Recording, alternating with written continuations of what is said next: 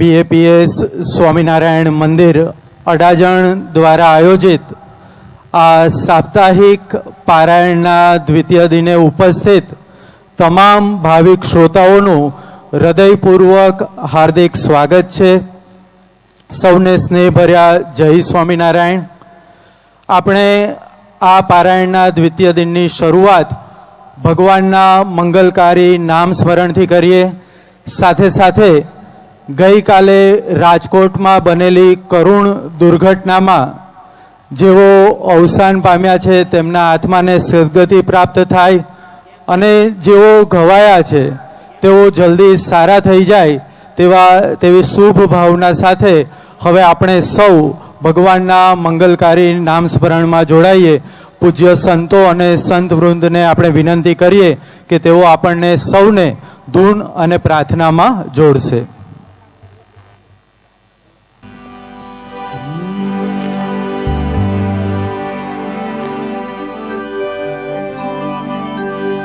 હે ભજો સ્વામિનારાયણ સ્વામિનારાયણ સ્વામિનારાયણ નામને હારે ભજો સ્વામિનારાયણ સ્વામિનારાયણ સ્વામિનારાયણ નામ રે હારે ભજો સ્વામિનારાયણ સ્વામિનારાયણ સ્વામિનારાયણ નામને હરે ભજો સ્વામિનારાયણ સ્વામિનારાયણ સ્વામિનારાયણ નામ રે હરે ભજો સ્વામિનારાયણ નામને હરે ભજો સ્વામિનારાયણ નામ રે હે ભજો સ્વામિનારાયણ નામને હરે ભજો સ્વામિનારાયણ નામ રે હે ભજો સ્વામિનારાયણ સ્વામિનારાયણ સ્વામિનારાયણ નામને હરે ભજો સ્વામિનારાયણ સ્વામિનારાયણ સ્વામિનારાયણ નામ રે હરે ભજો ગુણાતીતાનંદ નામને હરે ભજો ગુણાતીતાનંદ નામ રે હે ભજો ભગતજી મહારાજને હે ભજો ભગતજી મહારાજ રે હે ભજો સ્વામિનારાયણ સ્વામિનારાયણ સ્વામિનારાયણ નામને હરે ભજો સ્વામિનારાયણ સ્વામિનારાયણ સ્વામિનારાયણ નામ રે હરે ભજો શાસ્ત્રીજી મહારાજ નામને હરે ભજો શાસ્ત્રીજી મહારાજ નામ રે હરે ભજો યોગીજી મહારાજ નામને હરે ભજો યોગીજી મહારાજ નામ રે હે ભજો સ્વામિનારાયણ સ્વામિનારાયણ સ્વામિનારાયણ નામને હરે ભજો સ્વામિનારાયણ સ્વામિનારાયણ સ્વામિનારાયણ નામ રે હે ભજો પ્રમુખ સ્વામી મહારાજને હે ભજો પ્રમુખ સ્વામી મહારાજ રે હે ભજો મહંત સ્વામી મહારાજને હે ભજો મહંત સ્વામી મહારાજ રે હે ભજો સ્વામિનારાયણ સ્વામિનારાયણ સ્વામિનારાયણ નામને હરે ભજો સ્વામિનારાયણ સ્વામિનારાયણ સ્વામિનારાયણ નામ રે હરે ભજો સ્વામિનારાયણ સ્વામિનારાયણ સ્વામિનારાયણ નામને હરે ભજો સ્વામિનારાયણ સ્વામિનારાયણ સ્વામિનારાયણ નામ રે હરે ભજો સ્વામિનારાયણ નામને હરે ભજો સ્વામિનારાયણ નામ રે હરે ભજો સ્વામિનારાયણ નામને હરે ભજો સ્વામિનારાયણ નામ રે ભજો સ્વામિનારાયણ સ્વામિનારાયણ સ્વામિનારાયણ નામને હરે ભજો સ્વામિનારાયણ સ્વામિનારાયણ સ્વામિનારાયણ નામ રે હરે ભજો સ્વામિનારાયણ નામ રે હરે ભજો સ્વામિનારાયણ નામ રે હરે ભજો સ્વામિનારાયણ નામ રે હરે ભજો સ્વામિનારાયણ નામ રે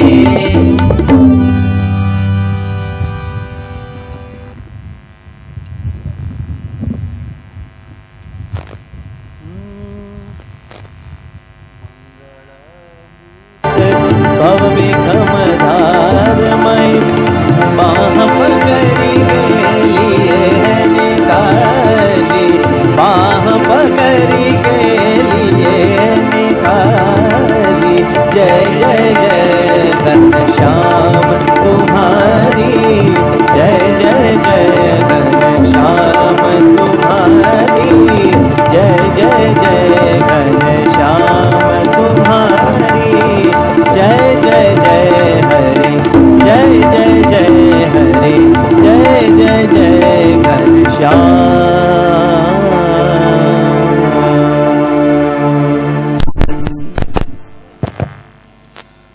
ધૂન અને પ્રાર્થનાના દિવ્ય ગાનથી આપણા આ પારાયણના દ્વિતીય દિનની શુભ શરૂઆત આપણે કરી.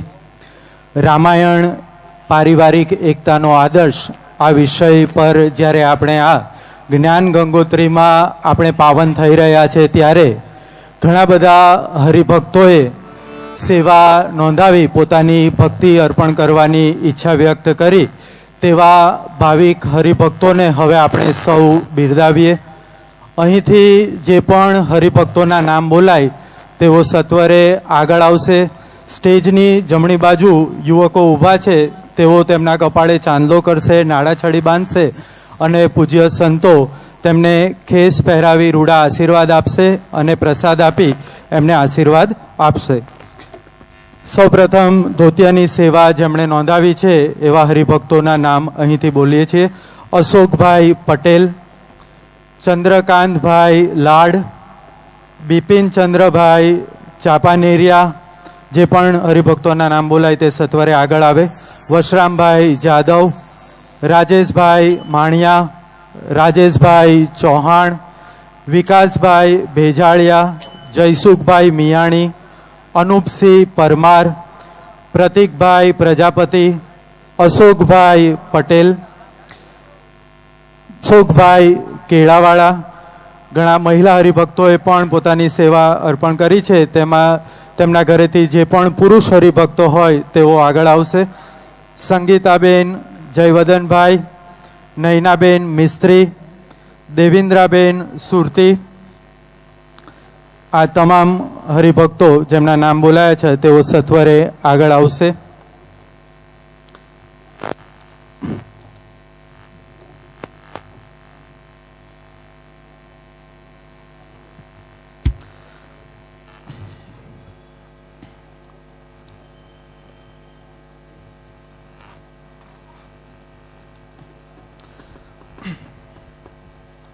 પારાયણ નિમિત્તે આપણે વિવિધ સેવાઓ આપણે નોંધાવી શકીએ છીએ. તેમાં સંતોના ધોતિયાની સેવા, મુખ્ય યજમાનની સેવા, ઉપયજમાન સેવા, પારાયણના પ્રસાદની સેવા તેમજ સંત રસોઈ સેવા અને યજમાન સેવા આપણે નોંધાવી શકીએ છીએ. આજના દિને મુખ્ય યજમાનની સેવા જેમના તરફથી છે એવા કેતનભાઈ કાંતિભાઈ મારુને આપણે વિનંતી કરીએ કે તેઓ આગળ આવશે અને સંતો તેમને ખેસ પહેરાવી પ્રસાદ આપી રૂડા આશીર્વાદ આપશે. કેતનભાઈ કાંતિભાઈ મારુ તેમની મુખ્ય યજમાન તરીકેની સેવા આજના દિનની રહેલી છે. સાથે સાથે યજમાનની સેવામાં જેમણે પોતાની ભક્તિ અર્પણ કરી છે એવા રજનીકાંતભાઈ મોદી, જેમના નામ બોલાય તેઓ સત્વરે આગળ આવે. અશ્વિનભાઈ શાહ, ભરતભાઈ ઉપાધ્યાય, પ્રકાશભાઈ ગેડિયા, માલદેવભાઈ કરંગિયા, ચિરાગભાઈ મિસ્ત્રી, અરુણભાઈ કરસારિયા, સંગીતાબેન ફ્રૂટવાળા તેમના ઘરેથી જે પણ પુરુષ હરિભક્તો હોય તે આગળ આવશે. હરેશભાઈ રૂપારકા, પ્રતિકભાઈ ગોહિલ, ઉજ્જવલભાઈ પ્રજાપતિ,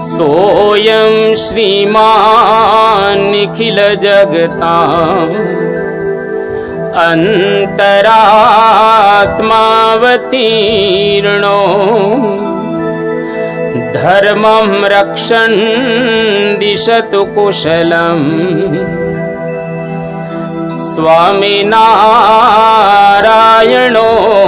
नः यदरोमविवरे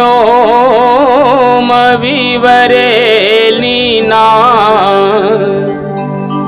अण्डानां कोटयः पृथक् तदक्षरं गुणातीतं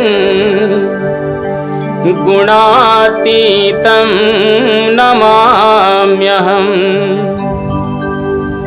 भगवते श्री स्वामिनारायणाय नमो नमः।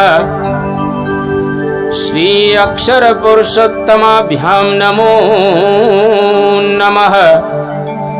श्री सीतारामाभ्यां नमो नमः। श्री गुणातीतानंद स्वामी महाराजाय नमो नमः।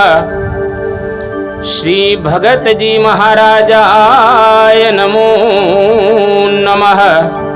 श्री शास्त्री जी महाराजाय नमो नमः। श्री योगी जी महाराजाय नमो नमः। श्री प्रमुख स्वामी महाराजाय नमो नमः। श्री महंत स्वामी महाराजाय नमो।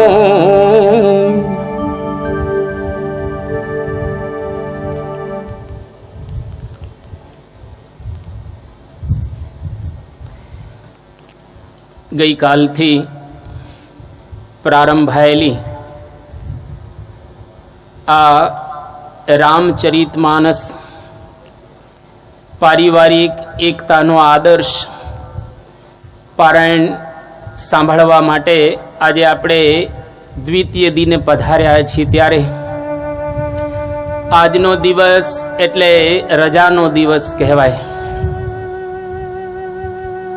પરદેશની અંદર ક્રિશ્ચિયાનિટીની અંદર એક સૂત્ર એ લોકોએ આજના દિવસ માટે કહેલું છે, સન્ડે ફોર ગોડ, એટલે કે રવિવાર ભગવાનને માટે. આપણે એને બદલીને એ રીતે કહી શકીએ કે સન્ડે ફોર સ્વામી. રવિવારનો દિવસ એટલે રજાનો દિવસ કહેવાય. વિશ્વની અંદર બહુ જ ઓછા એવા દિવસો આવે છે જે ખરેખર માણસ પૂર્ણ રજા રાખતો હોય. ઘણી વખત રવિવારે જ વધારે કામ કરવાના હોય છે. આખા અઠવાડિયાના ચડી ગયેલા કામ લોકો રવિવારે પતાવતા હોય છે. આપણે આ વિષય શરૂ કર્યો હતો પારિવારિક એકતાનો આદર્શ રામચરિતમાનસ. આમ તો આધ્યાત્મિક ગ્રંથો જેટલા રહેલા છે, ગીતા, ભાગવત, રામાયણ, ઉપનિષદ, વેદ, વેદાંત, આ બધા ગ્રંથોની અંદર લૌકિક વાતની સાથે સાથે અધ્યાત્મ વાતો ભરપૂર ભરવામાં આવેલી છે. પરંતુ જેનો સંસાર બરાબર ન હોય, જેનું કુટુંબ વ્યવસ્થિત ન હોય, એ આધ્યાત્મિક માર્ગે કોઈ દિવસ ચાલી ન શકે. તમારા કુટુંબની અંદર જ ઝઘડા હોય, કુટુંબની અંદર જ પ્રશ્ન હોય, તો તમારું મન ત્રસ્ત રહેશે, તમારું મન શાંત નહીં થાય. એટલે સૌથી પહેલા સાદી ભાષામાં કહીએ તો ધડો બરાબર થાય તો પછી એની અંદર આપણે વજન કરી શકીએ. એમ આપણા કુટુંબને બરાબર કરવું. અને 7 દિવસ સુધી આપણે આપણા કુટુંબનો તપાસ કરતા રહેશો આ રામાયણના માધ્યમ દ્વારા. ગઈકાલે આપણે વાત એવી કરેલી હતી કે ભગવાન શ્રી રામ આલોકની અંદર અવતાર ધારણ કરીને પધારવાના છે. રામાયણ આપણને કુટુંબ માટે 5 સંદેશા આપી રહેલું શાસ્ત્ર છે, જેની વાતો આપણે ગઈકાલે સાંભળી ગયા છીએ, એટલે એને આપણે આજે દોહરાવતા નથી. પણ સાર એટલો હતો કે જેને ખરેખર જીવનમાં અને કુટુંબમાં જો શાંતિ પ્રાપ્ત કરવી હોય તો એના માટે આ ગ્રંથ સર્વશ્રેષ્ઠ રહેલો છે. આ ગ્રંથના માધ્યમ દ્વારા આપણે આપણા નાના નાના કુટુંબના પ્રશ્નો પણ પતાવી શકીશું. કેવી સમજણ રાખવી જોઈએ કુટુંબમાં, એકબીજા પ્રત્યે કેવો ભાવ રાખવો જોઈએ, માતા પિતા પ્રત્યે કેવો આદર હોવો જોઈએ, ભાઈ ભાઈ વચ્ચે કેવો પ્રેમ હોવો જોઈએ, પતિ પત્ની વચ્ચે કેવા સંબંધો હોવા જોઈએ, પાડોશીઓ આપણી નજીક રહેતા હોય એની સાથે કેવો વર્તાવ કરવો જોઈએ, અરે દુશ્મનોની સાથે પણ કેવી રીતે આપણે રહેવું જોઈએ એ આપણને રામાયણ સંભળાવશે અને શીખવાડશે. એટલે તમામ પ્રશ્નોનું સમાધાન આ એક ગ્રંથ દ્વારા આપણે પ્રાપ્ત કરી શકીશું એવો એક અદ્ભુત ગ્રંથ તુલસીદાસજીએ 500 વર્ષ પહેલા લખ્યો. જે જમાનામાં તુલસીદાસજી થયા 500 વર્ષ પહેલા, એ વખતે જમાનો થોડોક જુદો હતો. અત્યારે જે જમાનામાં આપણે બધા બેઠેલા છીએ એ જમાનો થોડોક જુદો છે. આવતા 1000 વર્ષ પછી વ્યવસ્થિત રીતે જમાનો કંઈક જુદો આવશે. 1 લાખ વર્ષ પછી આ પૃથ્વી રહેવાની છે. માણસો બદલાઈ જશે, મકાનો બદલાઈ જશે, કલાકારો બદલાઈ જશે, બધું બદલાઈ જશે, પણ આ ગ્રંથ નહીં બદલાય, આ રામાયણ નહીં બદલાય. 21 લાખ વર્ષથી આ ગ્રંથ ગવાય છે અને પૃથ્વીનું તળ રહેશે ત્યાં સુધી આ ગ્રંથ ગવાશે. તુલસીદાસજી એક સરસ ચોપાઈ લખી છે કે સજલ મૂલ जिन सरितन नाही बरस गए पुनि बारिश सुखाई.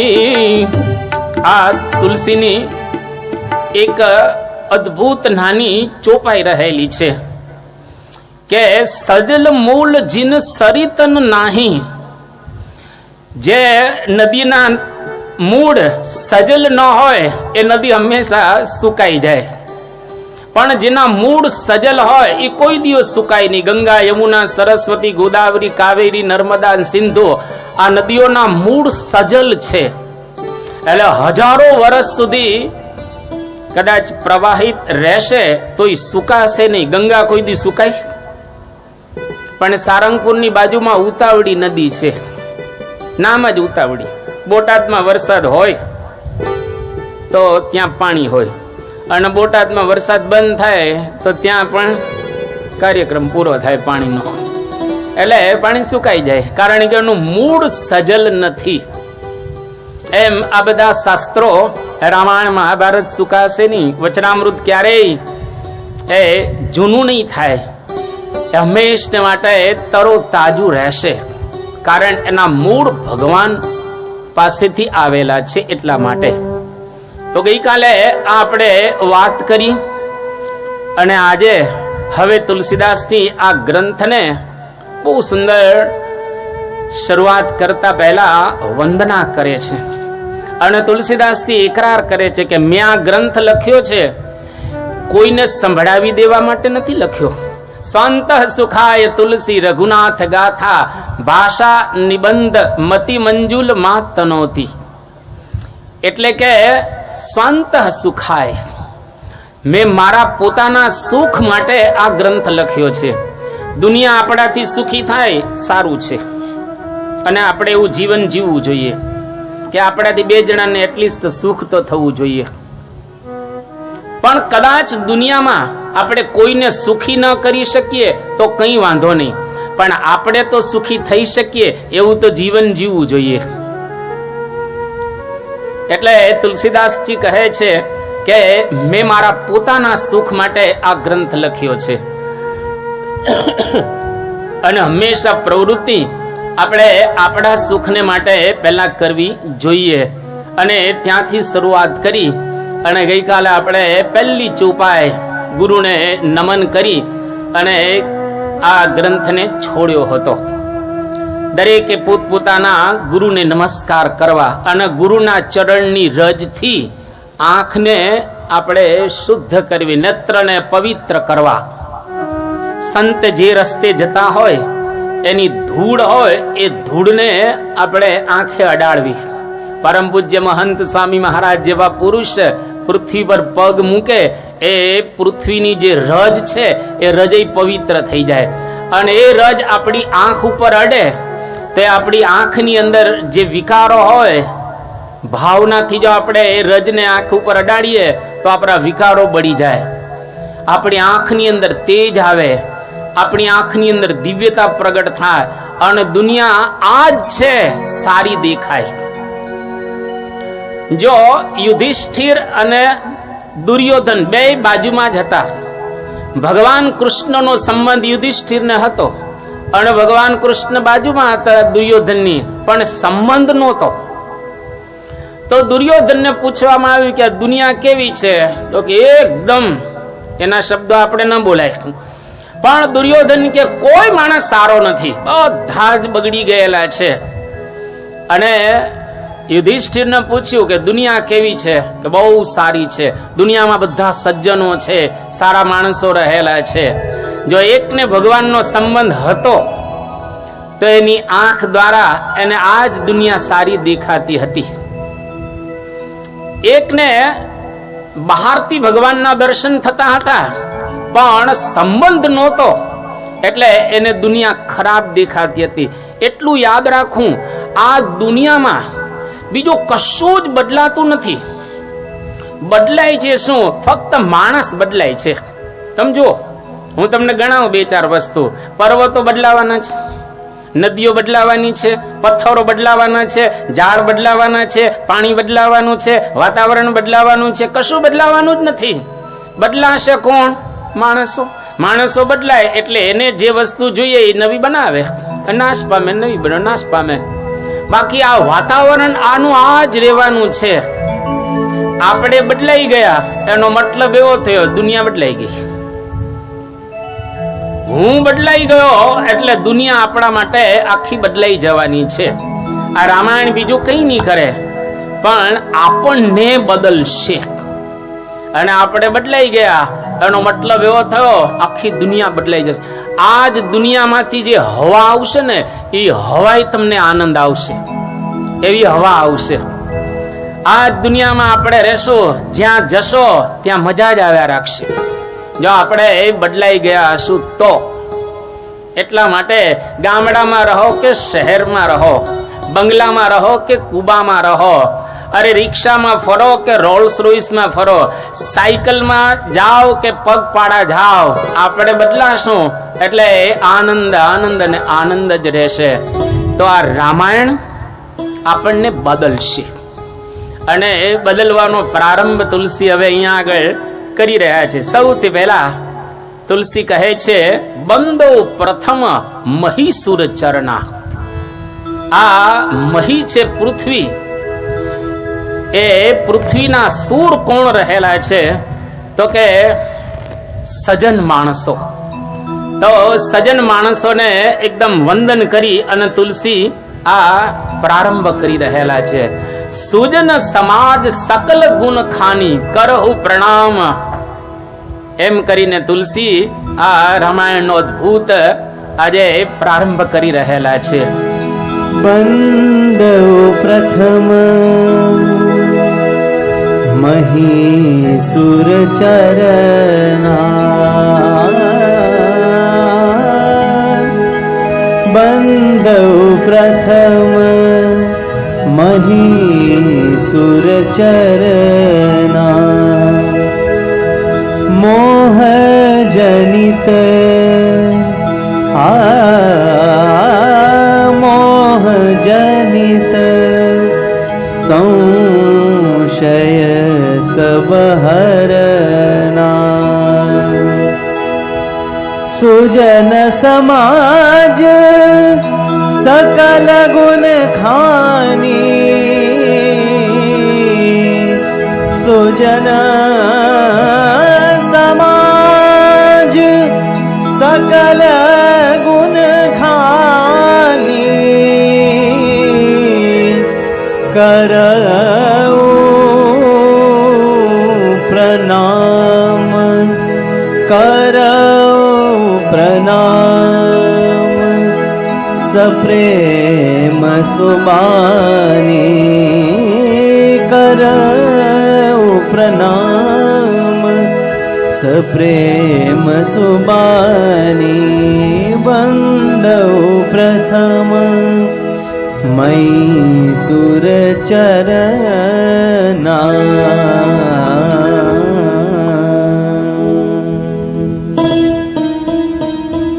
આ પ્રમાણે તુલસીદાસજીએ જેટલા કંઈ સજ્જનો રહેલા છે તમામને પેલા પ્રણામ કર્યા.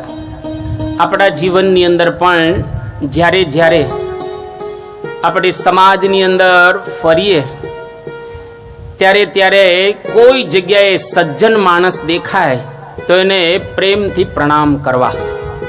ભલે એનો સંપ્રદાય ગમે તે હોય, કોઈ સ્વામિનારાયણ સંપ્રદાયના હોય કે કોઈ પછી માતાજીને માનતા હોય, કોઈ રામને માનતા હોય કે કૃષ્ણને માનતા હોય, દુનિયામાં જેટલા સજ્જનો મળે એ સજ્જનને પ્રણામ કરવા. જો આપણે આવી રીતે પ્રણામ કરીએ છીએ બધાને, કેમ પ્રણામ આપણે કરીએ છીએ? આ ભારતીય સંસ્કૃતિ છે. બાકી તમે વેસ્ટર્ન વર્લ્ડમાં જાઓ તો લોકો શેક હેન્ડ કરે છે, એ લોકો શેક હેન્ડ કરે છે. ફક્ત ભારત દેશ અને ભારતમાંથી જેટલા કંઈ ધર્મો બહાર ગયેલા છે, જેમ કે બૌદ્ધ ધર્મ, એ ભારતની અંદર ઉત્પન્ન થયેલો ધર્મ છે, તો એ લોકો પણ પ્રણામ કરે છે. આપણે પ્રણામ બીજાને એટલા માટે કરીએ છીએ, એના હૃદયની અંદર ભગવાન રહ્યા છે, આપણા હૃદયમાં ભગવાન રહ્યા છે. એટલે સજ્જન હોય એના હૃદયની અંદર રહેલા ભગવાનને આપણે પ્રણામ કરીએ છીએ. જો પ્રણામ કરતા આપણને આવડશે તો આધ્યાત્મિક માર્ગ અને ઘર બંને સરસ થઈ જશે. તમે જો મહાભારતનો એક અદ્ભુત પ્રસંગ, પાંડવો કોઈ દિવસ જીતી શકે એવી શક્યતા જ હતી નહીં. પાંડવોની કોઈ તાકાત નથી કે દુર્યોધનની સામે વિજય પ્રાપ્ત કરી શકે, કારણ કે દાદા ભીષ્મ જેવો સામે ઉભેલો હોય, દ્રોણાચાર્ય જેવા સામે ઉભેલા હોય, કર્ણ જેવો અતિરથી સામે ઉભેલો હોય, ખુદ દુર્યોધન પણ પાવરફુલ હતો, દુશાસન પણ એવો હતો, એને પાંડવો જીતી શકે એવા નહોતા. પણ યુધિષ્ઠિર નમ્ર હતા, એટલે એ બે બાજુ અક્ષોહિણી સેના ગોઠવાઈ ગઈ. એક બાજુ 11 અક્ષોહિણી સેના અને એક બાજુ 7 અક્ષોહિણી સેના. નગારા વાગી ગયા છે. આ પ્રણામ શું કામ કરે છે સજ્જનોને, ત્યાં ખ્યાલ આવે આપણને. બે બાજુ નગારા વાગી ગયા છે, યુદ્ધનો પ્રારંભ થઈ રહ્યો છે. એ દરમિયાન જે બાણ છોડવાને બદલે યુધિષ્ઠિર રથમાંથી નીચે ઉતરી ગયા અને સીધા કૌરવ પક્ષની અંદર આવે છે. લોકોને આશ્ચર્ય થયું કે અત્યારે બાણનો પ્રારંભ કરવો જોઈએ, અને યુધિષ્ઠિર નીચે ઉતરી ગયા રથની અને કૌરવ પક્ષમાં સામે આવી રહ્યા છે. અને વખતે બધા સજ્જડ થઈ ગયા કે આ યુધિષ્ઠિર શું કરવા માંગે છે, શરણાગતિ લેવા માંગે છે કે શું કરવા માંગે છે? પણ યુધિષ્ઠિરે એ વખતે રથમાંથી નીચે ઉતરી અને પહેલું જ દ્રોણાચાર્યની પાસે ગયા અને દ્રોણાચાર્ય રથની નીચે ઉતરે છે અને દ્રોણાચાર્યને પ્રણામ કર્યા કે દાદા, ગઈકાલે તમારા આશીર્વાદ લેતા હતા, આજે તમારી છાતીમાં બાણ મારવાના છે, મને આશીર્વાદ આપો કે હું વિજયી થાવ. હવે આવા આશીર્વાદ દ્રોણાચાર્યને આપવાના, અને આ તો ખેલદિલી વાળા ગુરુ હતા, એટલે દ્રોણાચાર્યએ કહ્યું કે વિજયી ભવ. ત્યાંથી સીધા ગયા કૃપાચાર્ય પાસે કે આશીર્વાદ આપો, મારો વિજય થાય, વિજયી ભવ. ત્યાંથી ગયા શલ્ય પાસે અને કહ્યું કે વિજયી ભવ. બધાએ આશીર્વાદ આપ્યા. જો યુધિષ્ઠિર આશીર્વાદ લેવા ગયા ન હોત અને નમ્યા ન હોત તો ઇતિહાસ એવું કહે છે કે પાંડવોની જીત ન થાત. તમારા કુટુંબની જો જીત કરવી હોય તો સજ્જનોને પ્રણામ કરજો. તમારી આજુબાજુ કોઈ રહેતા હોય સજ્જનો, તમારા ઘરથી પ્રારંભ કરજો. અત્યારે હું ઊંચી આંગળી કરાવતો નથી, પણ આવતીકાલથી શરૂઆત કરી દેજો. તમારા દાદા અને દાદી જો ઘરમાં હયાત હોય તો એને શાંતિથી પ્રણામ કરજો. પંચાંગ પ્રણામ પ્રેમથી કરજો, તમારી જીત થશે જ. અને દાદા દાદીને કહેજો આશીર્વાદ આપે. ખાલી પ્રણામ કરીને તમે જય જય કરીને નીકળી જાવ એવું નહીં. દાદા દાદી તમારી ઉપર હાથ મૂકે ત્યાર પછી જ એના પગ છોડજો. આવતીકાલથી આ કરજો. આપણે 7 દિવસે ફળ પ્રાપ્ત કરવું છે. આ વખતે કંઈક નવું શીખવું છે. ગઈકાલે તમને ધન્યવાદ આપવા ઘટે, પહેલી વખત ફળ લઈને ગયા. બાકી તો એવી પારાયણ પૂરી થાય હુડુડ કરતા બધા જ જાય. એક વ્યક્તિ ગઈકાલે ગયો નહીં, એક વ્યક્તિ. એટલે ખરેખર આવતીકાલે દાદા દાદીઓને તમે પ્રણામ કરજો. અને જેટલા દાદા દાદીઓ અહીંયા આગળ છે એમને નમ્ર પ્રાર્થના કે દીકરા ઉપર હાથ મૂકજો, જેથી કરીને તમારો દીકરો તમને પાછલી અવસ્થાની અંદર હેરાન ન કરે. આમ તો કોઈ કરવાના જ ન હોય, પણ તમે જેને પગે લાગતા હો, પ્રણામ કરતા હો, પંચાંગ પ્રણામ કરતા હો, એને કોઈ દિવસ દુખવાનો વિચાર આવે ખરો? કોઈ દિવસ દુખવાનો એને વિચાર આવે જ નહીં. એટલા માટે આ એક બહુ જ અગત્યનું રહેલું છે કે આપણે વંદન કરીએ. નરસિંહ મહેતા જૂનાગઢના, એ નરસિંહ મહેતા બહુ જ વિવેકી હતા, અતિશય મહાન ભક્ત હતા. એમના ધર્મપત્ની માણેકબા એક વખત નરસિંહ મહેતાના મોટા ભાઈ એમને કંઈક ઊંચા સાદે કહ્યું. આમ તો જેઠ કહેવાય, જેઠને ઊંચા સાદે કહેવાય નહીં, પણ ઊંચા સાદે એક વખત માણેકબાઈથી કંઈક બોલાઈ ગયું. અને નરસિંહ મહેતાને ખ્યાલ આવ્યો કે મારા ધર્મપત્ની મારા મોટા ભાઈને કંઈક ઊંચા સાદે કીધેલું છે. એટલે તરત જ માણેકની પાસે જઈ અને નરસિંહ મહેતા કહે છે કે જો આપણો મોટો ભાઈ એટલે બાપની જગ્યાએ કહેવાય, અને બાપને કોઈ દિવસ કંઈક એવા વચનો આપણાથી કહેવાય નહીં. માટે તો પંચાંગ પ્રણામ કરી અને માફી માંગી લે અને એકરાર કર કે આજથી હવે કોઈ દિવસ તમને ઊંચા સાદે કહીશ નહીં.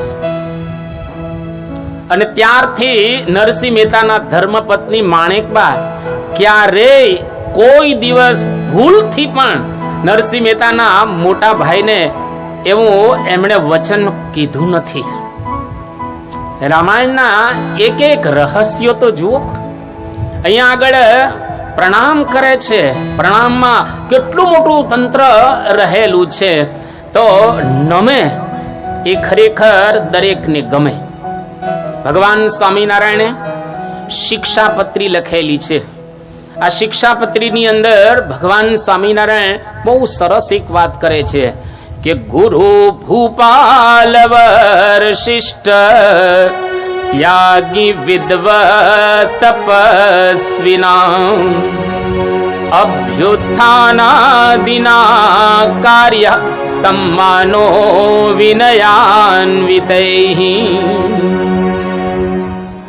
આટલા તમને ક્યાંય મળે તો એને પ્રેમથી અભિવાદન કરવું, એને પ્રણામ કરવા. ગુરુ, રાજા, કોઈ વરિષ્ઠ હોય, કોઈ તપસ્વી હોય, કોઈ વિદ્વાન હોય અને કોઈ અનુભવી હોય, એ લોકોને આપણે પ્રણામ કરવા, જેથી કરીને એમાં રહેલા ગુણો એનો આપણી અંદર આવિર્ભાવ થાય. પણ મોટા ભાગના લોકો શું કરતા હોય છે, થોડીક એમાં બુદ્ધિ આવી જાય, થોડીક આવડત આવી જાય એટલે વડીલોને એ લોકો માનતા હોતા નથી. તો તુલસીદાસજી અહીંયા આગળ કહે છે કે સજ્જનો હોય, વડીલો હોય, એને પ્રણામ કરવા.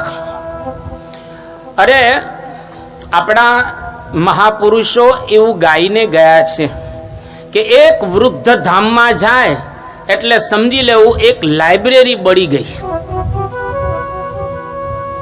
એક વૃદ્ધ ધામમાં જાય એટલે આખી એક લાઇબ્રેરી નાશ પામી ગઈ.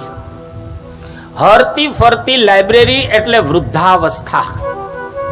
કારણ એ લોકોની પાસે અનુભવ છે, અને જે યુવાનો છે એની પાસે શક્તિ છે, અને અનુભવ જ્યાં પહોંચે ત્યાં કોઈ દિવસ શક્તિ ન પહોંચે. એટલું યાદ રાખવું. જ્યાં ન પહોંચે રવિ ત્યાં પહોંચે કવિ, અને જ્યાં ન પહોંચે કવિ ત્યાં પહોંચે અનુભવી. એટલે એક વૃદ્ધ એટલે અનુભવી કહેવાય.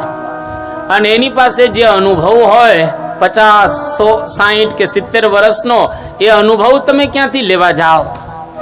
એટલે વડીલોને ક્યારેય હેરાન ન કરવા. અને આજે દુઃખ સાથે કેવું પડે, આજે મહારાષ્ટ્ર અને ગુજરાતની અંદર બેયને ભેગા કરવામાં આવે તો ઓછામાં ઓછા 300 વૃદ્ધાશ્રમ છે. એનો મતલબ એવો થયો કે 300 વૃદ્ધાશ્રમની અંદર વૃદ્ધો જ રહે છે. એના દીકરા અને દીકરીઓ હયાત છે, પરંતુ એ દાદા અને દાદીઓને વૃદ્ધાશ્રમમાં મૂકી આવ્યા છે. આખું ઘર ખાલી કરી નાખ્યું. હવે દિવાલો રહી છે, પણ જે અનુભવ જતો રહ્યો, વૃદ્ધાશ્રમમાં જતો રહ્યો. કોઈ દિવસ દાદા દાદીને વૃદ્ધાશ્રમમાં મોકલવાના નહીં. આ અદ્ભુત વાત સમજાવી રહી. હમણાં જ એક પ્રસંગ સાંભળ્યો. જો અનુભવ અને વડીલોનું કેવું અપમાન આજે થઈ રહ્યું છે વેસ્ટર્ન વર્લ્ડમાં, એનો આપણને ખ્યાલ આવે. આપણે તો ભારતના કહેવાઈએ, અને આપણી સંસ્કૃતિ તો કેવી ભવ્ય ને દિવ્ય સંસ્કૃતિ છે. સ્વિટ્ઝરલેન્ડની અંદર 2 પતિ પત્ની રહેતા હતા, બંને ડોક્ટર, અને બહુ જ વેલ સેટ આપણે કહીએ. એના દીકરો, એકનો એક દીકરો, એ પણ લગ્ન એને કર્યા હતા, અને MBA થયેલો. એની વાઈફ પણ MBA થયેલા, અને એકદમ વેલ સેટ અમેરિકાની અંદર. આ સ્વિટ્ઝરલેન્ડમાં રહે, પેલા અમેરિકાની અંદર રહે. બહુ સુંદર રીતે બે રહેતા હતા. 75 વર્ષના ડોક્ટર પોતાના દીકરાને મળવા અમેરિકાની અંદર ગયા, અને દીકરો કેવો વેલ સેટ. પર મંથ $10 લાખ એનો પગાર હતો પતિ પત્નીનો, $500,000 બેનો. એટલે બહુ હેલ્ધી સેલેરી કહેવાય. અને બહુ જ સારો બંગલો, અને અંદર તમે વ્યવસ્થા જુઓ તો અદ્ભુત, રાજા જેવું બધું લાગે. એના પપ્પા અને મમ્મી બારણાની બહાર ઉભા રહ્યા, અને બારણું તો બંધ હતું ત્યાં આગળ, અને કાચમાંથી દેખાય કે પપ્પા અને મમ્મી આવ્યા છે મળવા માટે. દીકરો અને એની વાઈફ બે કાચમાંથી જોયું કે પપ્પા આવ્યા છે. દીકરાને બોલાવવા માટે એકવાર ડોરબેલ વગાડ્યો. અમેરિકામાં તમે બીજી વાર વગાડો ને તો પ્રોબ્લેમ. એક જ વખત વગાડવાનો બેલ, ડોરબેલ એક જ વખત વગાડવાનું, 2 વાર ન વગાડાય ત્યાં આગળ. અને આને 2 વાર વગાડ્યો, કારણ કે આવ્યા નહીં એટલે. અને અંદરથી જોયું તો સીધો પેલો બોલે છે કે પપ્પા, આ ઘર તમારું નથી, પ્લીઝ તમે જતા રહો, અહીંયા કોઈ દિવસ હવે આવતા નહીં. અને 75 વર્ષના વૃદ્ધ રડતા રડતા સ્વિટ્ઝરલેન્ડની અંદર આવી ગયા. $10 લાખ પગાર છે, પણ માતા પિતાનો બિલકુલ આદર નહીં, વડીલોનો બિલકુલ આદર નહીં. જિંદગીમાં કોઈ દિવસ એ સુખી નહીં થઈ શકે. અને આ બંને જણા શું બોલે છે કે અમે સાંભળેલું હતું રામાયણની અંદર, અમે વાંચેલું હતું હિન્દુસ્તાનની અંદર, મહાભારતની અંદર, કે કળિયુગની અંદર દીકરા દીકરીઓ એ માતા પિતાનું નહીં માને. કોક વખત તમે ભાગવતનો 12મો સ્કંદ વાંચજો, કળિયુગનું વર્ણનનો. અમે વાંચ્યું હતું, પણ આજે અમારા જીવનની અંદર પહેલી વખત અમને અનુભવ થયો. એટલે મારે તો તમને એ કહેવું છે કે તમારા ઘરમાં ન થાય.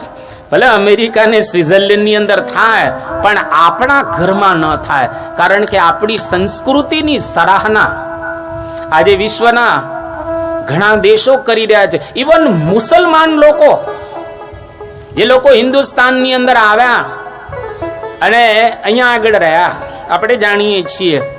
એમાંના એક કવિ ઇકબાલ એ પોતે બોલે છે કે યુનાન મિશ્ર રોમા सब मिट गए जहां से अब तक मगर है बाकी नामो निशा हमारा कुछ बात है कि हस्ती मिटती नहीं हमारी सदियों रहा है दुश्मन दौरे जमा हमारा सारे जहां से अच्छा हिंदुस्तान हमारा. આ ભારત કેવો દેશ છે, નામ જ જુઓ ને, ભારત. ભા એટલે તેજ, તેજની અંદર રત રહેનારો દેશ એટલે ભારત. આપણા દેશની અંદર તેજ છે. આપણા દેશની અંદર વંદનાથી પ્રારંભ થાય છે. આપણે બધાને પગે લાગીએ છીએ, જ્યારે આવે એટલે પગે લાગીએ. તો વૃદ્ધોનું હંમેશા સન્માન કરવું જોઈએ, વડીલોને હંમેશા પગે લાગવા જોઈએ.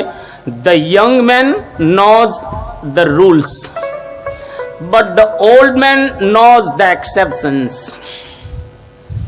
જે યુવાનો હોય એ યુવાનો નિયમ જાણે, અને વડીલો હોય એને અપવાદ ક્યાં હોય એને ખબર પડે.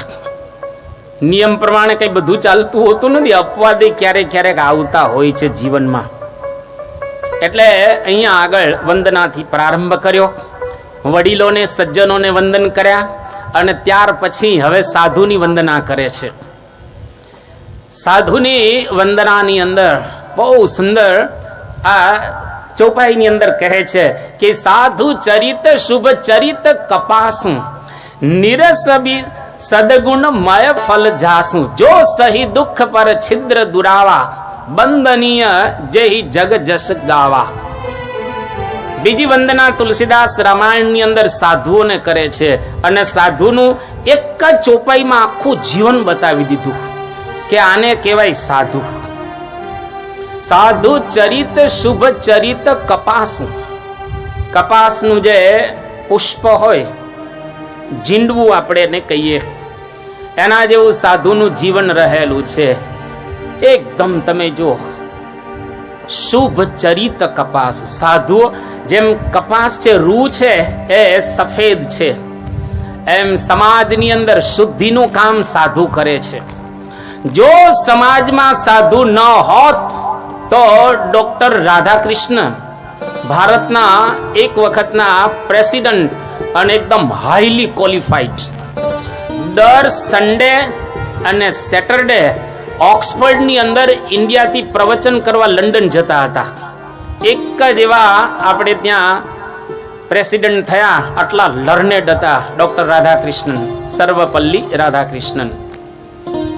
એ ડોક્ટર રાધાકૃષ્ણન એવું કહેતા હતા કે જો ઇન્ડિયામાં કે ભારતમાં કે વિશ્વમાં સાધુ ન હોય તો દુનિયા રહી ન શકે. એ સાધુનું ચરિત્ર કેવું છે તો કે શુદ્ધ ચરિત્ર, અને એકદમ કપાસ જેવું, નીરસ, પણ નીરસ બી સદગુણ. સાધુનું જીવન તમે આમ જો તો નીરસ છે. હું તમને બતાવું હમણાં જ. અમે સાધુ છીએ, બરાબર? તમારું જીવન સરસ કહેવાય, અમારું જીવન કેવું કહેવાય? નીરસ. કેમ? ઉપરથી હવે તમને ગણાવું. અહીંયા આગળથી તમે જુઓ, મેં પાગ પહેરી છે અત્યારે, નીચે સંતોના દર્શન તમને થાય છે. હરિવંદન સ્વામી ને ગુરુ દર્શન છે, એને કાકા સ્વામી. તમે જુઓ, એને પાગ નથી પહેરી, એટલે ઉપર એને વાળ છે. તમે જો ટાલ દર મુંડન તેરસ આવેલ કરી નાખવાનું. એટલે અમારે વાળ રાખવાના નહીં, આ નીરસ. બાકી વાળની મજા છે આમ સરસ. તમે વાળ આમ પટિયા પાડો વ્યવસ્થિત ફસલા. પરદેશમાં ઓલા હિપ્પી રાખતા હોય, પંગ રાખ, જે કઈ બધું હોય એ, પણ વાળ અમારે કઈ વાળ જ નહીં. કઈ દર તેરસ ની રાહ જતા હોય, આવે એટલે અસ્ત્ર ફેરવી દેવાનું, કશું કાંઈ નહીં. એટલે ઉપર. હવે તમે થોડાક નીચે આવો. તમે જેવા નીચે આવો, તમે તો કે ચેઇન પહેરો, નાન પહેરો ને તે બધું જાત જાતનું. અમારે કઈ પહેરવાનું, કંઠી પહેરવાની. કંઠી જે તમે પહેરો છો, અમે કંઠી પહેરો. ત્યાંથી થોડાક તમે નીચે આવો, બરાબર. અમારે કપડાં પહેરવાના, એક ઉપર ને એક નીચે, 2 કપડાં પહેરવાના. અને એમાંય તમારે કંટાળો આવે તો કોઈક વખત લાલ પહેરો, ક્યારેક પીળા પહેરો, ક્યારેક વળી શૂટ બૂટ પહેરો, પાછા વળી જીન્સ પહેરો, કોઈક વખત શેરવાની પહેરો, આ તે બધું પહેરો. અમારે એક જ સરખા પહેરવાના, એક જ. જ્યારથી દીક્ષા લઈએ ને ધામમાં જઈએ ત્યાં સુધી કોઈ કપડાનો કલર બદલવાનો નહીં. કોઈ કલર તમે ક્યારેક તો ઈચ્છા થાય ને કે આ કલર બદલીએ, કોઈ કલર જ બદલવાનો નહીં. હવે કંટાળો ન આવે એટલે નિરાશ કાંઈ. એક વખત પરમ પૂજ્ય પ્રમુખ Swami Maharaj John pole II ને મળવા માટે વેટિકન 1984માં જવાના હતા. અને વેટિકનની બાજુમાં રોમ છે, એટલે રોમની અંદર વેટિકન નાનકડો દેશ પણ કહેવાય અને એને ટાઉન પણ કહે છે. એમાં માર્કુચી કરીને એક ભાઈ હતો ઇટાલિયન, એના બંગલામાં પ્રમુખ સ્વામી મહારાજનો ઉતારો હતો. અને સવારે પોપને મળવા જવાના હતા. બાપા તો આ ડ્રેસમાં હોય ને, કારણ કે સંતોનો ડ્રેસ તો આ જ હોય. અને રાત્રે પોપના 2 માણસો સેક્રેટરી મળવા માટે આવ્યા પ્રમુખ સ્વામી મહારાજને, વાતચીત કરવામાં કે આવતીકાલે તમે એક દુનિયાની મહાન હસ્તીને મળવા આવવાના છો, તો તમારો પ્રોટોકોલ અને પોપનો પ્રોટોકોલ છે એ તમને કહેવા માટે આવ્યા છીએ. એટલે જે વિવેક જીવન સ્વામી દુભાષ્ય તરીકે સેવા બજાવતા તેમને વાત કરી કે સારું આપણે વાતચીત કરી લઈએ. વાતચીત કરી અને પછી લોકો વિદાય લેતા હતા એટલે પૂછ્યું કે પ્રમુખ સ્વામી આવતીકાલે કપડાં કયા પહેરવાના છે? એટલે એના મનમાં એમ કે આ તો અત્યારે નાઇટ છે ને, નાઇટ ડ્રેસમાં હશે સ્વામીજી, એટલે આવતીકાલે પાછા સવારે સુટેડ બુટેડ થઈને પછી મળવા માટે જશે. એટલે વિવેકજન સાંઈ કે ના, આ જ કપડામાં, અમારે તો 365 દિવસ આ જ કલર હોય અને અમે આ જ કપડા, કે આ જ કપડામાં. તો એ લોકોને તો કંઈ વાંધો નહોતો, કે વાંધો નહીં. હવે એ વખતે મુંડન થયેલું નહોતું, થોડાક વાળ મોટા હતા, આમ સેજ આમ મુંડનની થોડી વાર હતી. એટલે કોઈક આવતીકાલે ક્લીન સેવ કરીને આવે કે ના ના ના ના, આમાં જ આવવાના છે. પેલા લોકોને આશ્ચર્ય થયું કે આવી રીતે આવશે. અને પછી કહ્યું કે તમે શેક હેન્ડ સ્વામીજીને કરજો. સ્વામીજીને કહ્યું કે પોપ તમને શેક હેન્ડ કરશે અને અમારો પ્રોટોકોલ છે કે ભેટવાનું નહીં અને હાર પહેરાવાનો નહીં, અમારો પ્રોટોકોલ છે. એટલે આપણે કહ્યું કે ઓકે, અમને કોઈ વાંધો નથી, અમે તમારા પ્રોટોકોલને બરાબર રીતે માન્ય રાખીશું. પણ પ્રમુખ સ્વામી મહારાજ ભગવાનનું સ્વરૂપ, અને એમને હાર લેવડાવેલા કે હાર રાખજો. હવે પોપ પેલી બાજુથી આવે છે, વચ્ચે કે ટેબલ મૂકવામાં આવશે, ટેબલ ઉપર શેક હેન્ડ કરવાનું. તો આ બધું પ્રોટોકોલ ગોઠવાઈ ગયું હતું વ્યવસ્થિત રીતે. અને આ બાજુ પોપ આવ્યા, બાપા પણ આ બાજુથી આવ્યા, વચ્ચે 2 જણા ભેગા થયા. હવે બધું નક્કી હતું, પરંતુ પોપ થી રેવાયું નહીં. અને પરમ પૂજ્ય પ્રમુખ સ્વામી મહારાજની નજીક આ બાજુ આવ્યા અને 2 મહાપુરુષ ભેટી પડ્યા, 2 એક સાથે ભેટી પડ્યા. અને 5 મિનિટનો ટાઈમ આપેલો હતો, પણ ઊભા ઊભા 20 મિનિટ થઈ ગઈ. એ લોકો યાદ નથી કરાવતા ને આપણા કોઈ યાદ નથી કરાવતા. જાણે કાળ સ્તંભી ગયો હોય એવું એક વાતાવરણ ત્યાં આગળ એક ખડું થઈ ગયું. જો નિરસ, બહારથી આમ નિરસ લાગે, પણ કેટલું એક વાતાવરણ ક્રિએટ કરી દેતા હોય છે સાધુ. એટલે અને અમારે આ કપડાની પછી વિશેષતા તમે જુઓ ને, આ ઉપરનું નીચે ચાલે, નીચેનું ઉપર ચાલે અમારે કઈ. અને એનાથી તમને છેલ્લી આગળની વાત કરી દઉં કે અમે ધામમાં જઈએ ને તો તમારા માટે સરસ નનામી બાંધવામાં આવે, ફર્સ્ટ ક્લાસ નનામી બનામી તમે અમારે શું કરવાનું હોય કે અમારું જે આ ધોતિયું અથવા તો ગાતરીયું હોય ને, 2 છેડા બાંધી દઈએ, 2 બાજુ 2 છેડા બાંધી દઈએ અને વચ્ચે એક વાહડો નાખી દઈએ. વાણો નાખીને અને અંદર એમાં પધરાવી દે અને પછી સ્મશાનની અંદર લઈ જાય. છેલ્લે ગાતરીઓ, વચ્ચે ગાતરીઓ, અને એ જીવન આ પ્રકારનું તમે જુઓ. પણ છતાંય અહીંયા આગળ કેટલી સરસ વાત કરે છે. જો સહી દુઃખ, સાધુઓ દુઃખ સહન કરતા હોય છે. સમાજમાં તમે જો ફરી ફરીને કેટલા દુઃખો પરમ પૂજ્ય પ્રમુખ સ્વામી મહારાજે સહન કર્યા છે, મહંત સ્વામી મહારાજે સહન કરી રહેલા છે. અને ફક્ત આપણા સંપ્રદાયની વાત નથી કરતા. આજે હિન્દુસ્તાનની અંદર 30 લાખથી વધારે સાધુઓ છે. બધા સાધુઓ સહન કરે છે. કે આ સભાનો ફોટો હમણાં ઇન્ટરનેટ ઉપર મૂકવાનો છે. આપણે જરા ઠીક ઠાક બરાબર એ થઈ ગયા. અને આ કેટલું સરસ થઈ ગયું. જો તમે ત્યાં બેઠા છો ત્યાંથી થોડાક હલ્યા, બીજું કાંઈ તમે કર્યું નથી, તમે થોડાક હલ્યા, એની અંદર કેટલું આખું એક વાતાવરણ બદલી ગયું અને એક આખું સુંદર વાતાવરણ એ ઉત્પન્ન થઈ ગયું. એમ તમે જે ઘરમાં રહો છો એ ઘરની અંદર થોડુંક સરખું કરવાનું છે, બસ સરખા બેસી જાઓ. એટલે આ પ્રકારે તમે જ્યાં છો ત્યાં જો સરખા થઈ જશો તો ખરેખર આપણું ઘર સુંદર બની જશે. એટલા માટે તો આ વખતે આવું નક્કી કર્યું છે કે અધ્યાત્મ વાતો કરવા કરતા આપણે ઘરને સરખા કરીએ રામાયણના માધ્યમ દ્વારા, અને ઘર સરખું થઈ જશે. અધ્યાત્મ તો તમને તરત જ પછી સમજાઈ જશે, વાર એની અંદર લાગશે નહીં. અને અહીંયા આગળ હવે તુલસીદાસજી કહે છે, આ મેં ગ્રંથનું નામ રાખ્યું છે રામચરિત માનસ. રામચરિત માનસ કેમ રાખ્યું?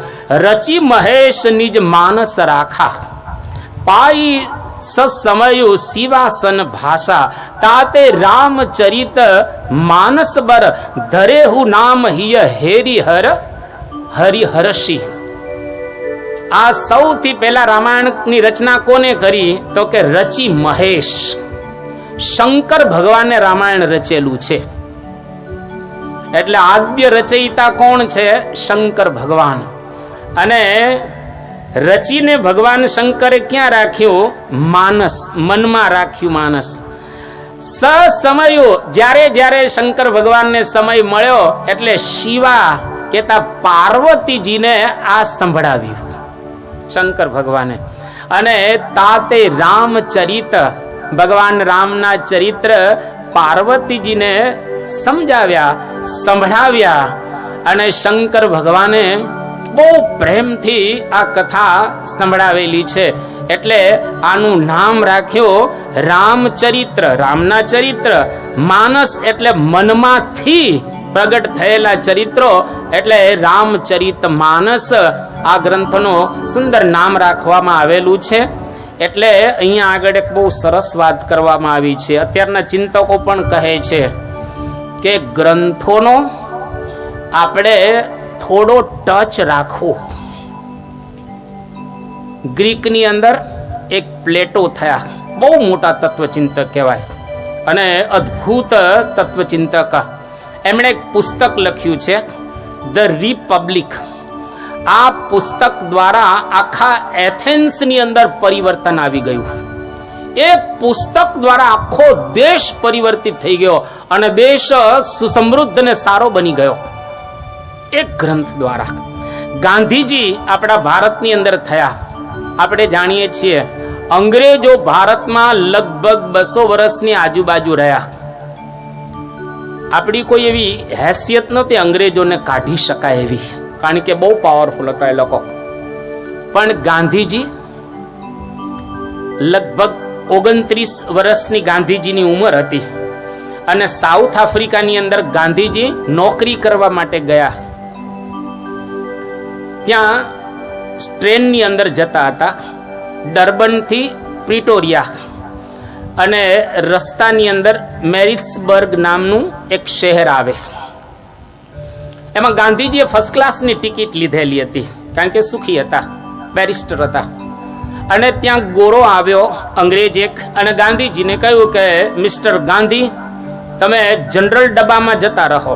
એ કે કેમ? મારી પાસે ફર્સ્ટ ક્લાસની ટિકિટ છે, જે ટિકિટ હોય એ ડબ્બામાં મારે બેસવાનું હોય. એ કે ના, આ ડબ્બાની અંદર બધા ગોરા એટલે કે વ્હાઈટ અંગ્રેજો જ બેસશે, આમાં બીજા નહીં કોઈ. ગાંધીજી કે ના, ટિકિટ મારી પાસે આ છે, હું બીજા ડબ્બામાં ન જાઉં. અને ત્યાં આગળ આવ્યા પેલા ગોરા અને ધક્કો મારીને ગાંધીજીને સ્ટેશન ઉપર ઉતારી દીધા. ગાંધી અને ભયંકર ઠંડી હતી અને ગાંધીજી ત્યાં આગળ સ્ટેશન ઉપર રહ્યા અને આખી રાત બીજા ડબ્બામાં બેઠા નહીં કે ભલે ટ્રેન જતી રહે, મારે જવું નથી. આખી રાત ત્યાં આગળ રહ્યા ગાંધીજી અને વિચાર કર્યો કે 29 વર્ષનો નવયુવાન અંગ્રેજો મને ત્રાસ આપી નીચે ઉતારી દીધો, ત્યાં આગળ મારા 29 કરોડ ભાઈઓ અંગ્રેજોની ગુલામી ભોગવી રહ્યા છે, એની દશા શું થતી હશે. એટલે ગાંધીજીએ ત્યાં ને ત્યાં સર્ટિફિકેટ હતા બધા બેરિસ્ટરના, એને કે હવે મારે કોઈ નોકરી કરવી નથી, આઝાદીની લડત લડવી છે અને મારા દેશમાંથી મારે અંગ્રેજોને બહાર કાઢવા છે. ગાંધીજી એવું કંઈ બોલતા નહોતા, એ કંઈ સારા વક્તા નહોતા ગાંધીજી, પણ ગાંધીજી એ વખતે બોલતા કરેંગે યા મરેંગે લેકિન આઝાદી લેંગે. હિન્દુસ્તાનના 29 કરોડ માણસો એક સાથે ગાંધીના અવાજમાં જોડાઈ જતા હતા. સરદાર વલ્લભભાઈ પટેલ જેવા જબરજસ્ત બુદ્ધિશાળી, અને સરદાર વલ્લભભાઈ પટેલ એવું બોલતા કે મેં મારી બુદ્ધિને તાળું મારી દીધું છે અને ચાવી ગાંધીજીને આપી દીધી છે, ગાંધીજી ખોલે તો ખુલે મારી બુદ્ધિ. આટલા સરદાર પાવરફુલ હતા, પણ ગાંધી કેમ કરતા હતા? કારણ કે ગાંધીએ એવું પણ લીધું હતું મારે હિન્દુસ્તાનને આઝાદ કરવો છે. પણ તમે ગાંધીજીને પૂછો તો ગાંધીજી એવું કહેતા કે મારા જીવનની અંદર 3 પુસ્તકોએ કામ કરેલું છે. એક તો ગાંધીજી કહેતા વૈકુંઠ મારા હૃદયમાં, શ્રીમદ રાજચંદ્રનું આ પુસ્તક છે જે ગાંધીજીએ સરસ રીતે વાંચેલું હતું. બીજું સર્વોદય, લિયો ટોલ્સ્ટોય જે રશિયાના તત્વચિંતક, એમનું આ પુસ્તક છે, એ ગાંધીજીએ વાંચેલું હતું. અન્ટુ ધીસ લાસ્ટ આ પુસ્તક જ્હોન રસ્કિનનું છે, એ પણ ગાંધીજીએ વાંચેલું હતું. આ 3 પુસ્તકમાંથી મને પ્રેરણા મળી અને હું ભારત દેશને આઝાદ કરી શક્યો. આ 3 પુસ્તકો કોઈ ભગવાને એવા ભક્તે લખેલા નથી. જ્યારે આ રામાયણ તો તુલસીદાસજીએ લખેલો છે અને મૂળ તો ભગવાન શંકરે લખેલો આ ગ્રંથ કહેવાય. એટલે આમાંથી કેટલી જબરજસ્ત આપણને પ્રેરણા મળે. અત્યારે છેલ્લા 1000 વર્ષમાં દુનિયાની અંદર જેનું બ્રેઇન અત્યારે અમેરિકાની અંદર સચવાયેલું છે એવા આઇન્સ્ટાઈન, એના બ્રેઇન ઉપર કેટલાય પ્રયોગો થયા છે. એ આઇન્સ્ટાઈન એવી વાત કરતા હતા, નવા કપડાં એ ખરીદતા નહોતા, નવા પુસ્તકો ખરીદતા હતા. અને ગાંધીજી અને આઇન્સ્ટાઈન એવું કહેતા તમારા ઘરમાં સારા પુસ્તકો વસાવો અને છોકરા અને છોકરીઓને વંચાવો. આપણા ભારતમાંથી ઘણા લોકો હવે બહાર જાય છે. અત્યારે કેનેડા, આ બાજુ ઓસ્ટ્રેલિયા, આ બાજુ અમેરિકા, ઇંગ્લેન્ડ, જાપાન બધા જાય છે અત્યારે ભણવા માટે છોકરાઓ. એક વખત એવો હતો કે આપણા દેશમાં લોકો ભણવા આવતા, તક્ષશિલા, નાલંદા વિદ્યાપીઠો હતી અને દુનિયામાંથી આજુબાજુના દેશોમાંથી ભારતમાં ભણવા આવતા હજારો, 1-2 ની હજારો. અને આપણી વિદ્યાપીઠો કેવી હતી, જેમાં 10-20 હજાર વિદ્યાર્થીઓ ભણતા અને લગભગ 61 જેટલી ફેકલ્ટીઓ આ વિદ્યાપીઠોની અંદર હતી. એની અંદર ચાઇનાથી એક ભાઈ આવેલા જે અભ્યાસ કરવા માટે, અને આમ તો એવું કહેવાય છે ધર્મગુરુ હતા, યુએન સંઘ, અને ભારતની અંદર 14 વર્ષ રહ્યા. લગભગ 5000 જેટલા મઠોમાં ફર્યા, બધું જોયું અને આખું હિન્દુસ્તાન એને જોઈ લીધું. અને હિન્દુસ્તાન જોઈ અને યુએન સંઘ ભારતમાંથી હવે ચાઇના જતા હતા. એ વખતે પ્લેનની વ્યવસ્થા કોઈ હતી નહીં, એટલે શિપમાં જવાનું. એને થયું કે મારે ભારતમાંથી કંઈક લઈ જવું છે. એ વખતે શ્રી હર્ષ રાજા હતો આપણે ત્યાં, અને રાજાએ કહ્યું કે ભાઈ તમે ઝવેરાત કે આ બધું નહીં લઈ જઈ શકો, એ અહીંયા આગળથી તમને એ લેવા દેવામાં નહીં આવે કે કંઈ વાંધો નહીં. તો એને શું કર્યું, આપણા ભારતના પુસ્તકો અને ભારતની મૂર્તિઓ એ લઈ ગયા અને વહાણની અંદર એના શિષ્યો હતા થોડાક સાથે. આપણા લગભગ 657 જેટલા પુસ્તકો લઈ ગયા ભારતમાંથી. અને આમ બહુ સારા પુસ્તકો, પણ એ વખતે બધા હાથ લિખિત હસ્તલિખિત પુસ્તકો હતા એટલે થોડા વજનવાળા થાય. અને આપણી મૂર્તિઓ બધી, જે શંકર ભગવાનની મૂર્તિ, રામચંદ્ર ભગવાનની, કૃષ્ણ ભગવાનની વગેરે વગેરે બધી મૂર્તિઓ એ વહાણમાં લઈ ગયા. અને વહાણ આખું એમ ભરી લીધું વ્યવસ્થિત રીતે. અને પોતાના શિષ્યોને પોતે ત્યાં બેસીને ચાઇના જઈ રહ્યા છે. હવે રસ્તાની અંદર ભયંકર વાવાઝોડું આવ્યું, એટલું બધું ભયંકર વાવાઝોડું આવ્યું કે વહાણની અંદર પાણી આવવા લાગ્યું. એટલે વજન તો હતું જ આ મૂર્તિઓનું ના પુસ્તકોનું. એટલે પેલો નાવિક હતો, એ નાવિકે કહ્યું કે જો મિસ્ટર, હવે આપણે આમાંથી થોડું ખાલી કરવું પડશે, એટલે વજન ઓછું થાય એટલે ડૂબે નહીં આપણું વહાણ. તો આ લોકો વિચાર કરો કે શું કરવું, વજનવાળી વસ્તુને પેલા નાખવી પડે ને સ્વાભાવિક રીતે. એટલે મૂર્તિઓ પધરાવી દીધી દરિયામાં, કારણ કે મૂર્તિમાં વજન હોય એટલે મૂર્તિઓ પધરાવી દીધી. એટલે થોડુંક વજન ઓછું થયું એટલે પાછું ચાલ્યું વહાણ. અને વહાણ જેવું ચાલ્યું એટલે વળી પાછું ભયંકર વાવાઝોડું આવ્યું. કે હજુ થોડું ખાલી કરવું પડશે, કે મૂર્તિ બધી પધરાવી દીધો, મૂર્તિ છે નહીં. અને આ 657 પુસ્તકો રહેલા છે. હવે જેવા એના શિષ્યો આ યુએન સંઘના પુસ્તકો નાખવા ગયા પાણીમાં, ભારતના પવિત્ર શાસ્ત્રો હતા બધા જ, જેટલા નામ આપણે અત્યારે બધા બોલતા નથી પણ વેદોથી માંડીને બધા જ.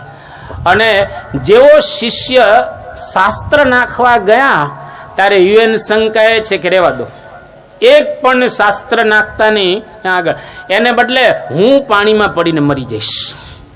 કારણ કે આ શાસ્ત્રો દ્વારા આપણા ચાઇનાની અંદર જબરજસ્ત ક્રાંતિ આવશે અને આપણો દેશ ન્યાલ થઈ જશે, આપણો દેશ સમૃદ્ધ બની જશે. માટે શાસ્ત્ર ન નાખતા. એટલે હું પડી જાઉં છું પાણીની અંદર, પણ શાસ્ત્ર બચાવવા માટે એના શિષ્યો પાણીની અંદર પડી ગયા અને જળ સમાધિ લીધી. અને શાસ્ત્રો ચાઇનાની અંદર આપણા ભારતના પહોંચ્યા. અને ત્યારથી ભારતનો બૌદ્ધ ધર્મ એ ચાઇનાની અંદર એ ગયો અને આપણા ઘણા શાસ્ત્રો ત્યાં આગળ ગયા. આટલો બધો જબરજસ્ત એ શાસ્ત્રનો એ મહિમા રહેલો છે. એટલા માટે અહીંયા આગળ આ શાસ્ત્રની વાતો આપણા મનની અંદર બરાબર રાખવી. અને કેટલું સુંદર કહે છે, રચી મહેશ નિજ માનસ રાખા. અદ્ભુત તુલસીદાસજીએ આ ચોપાઈ લખેલી છે.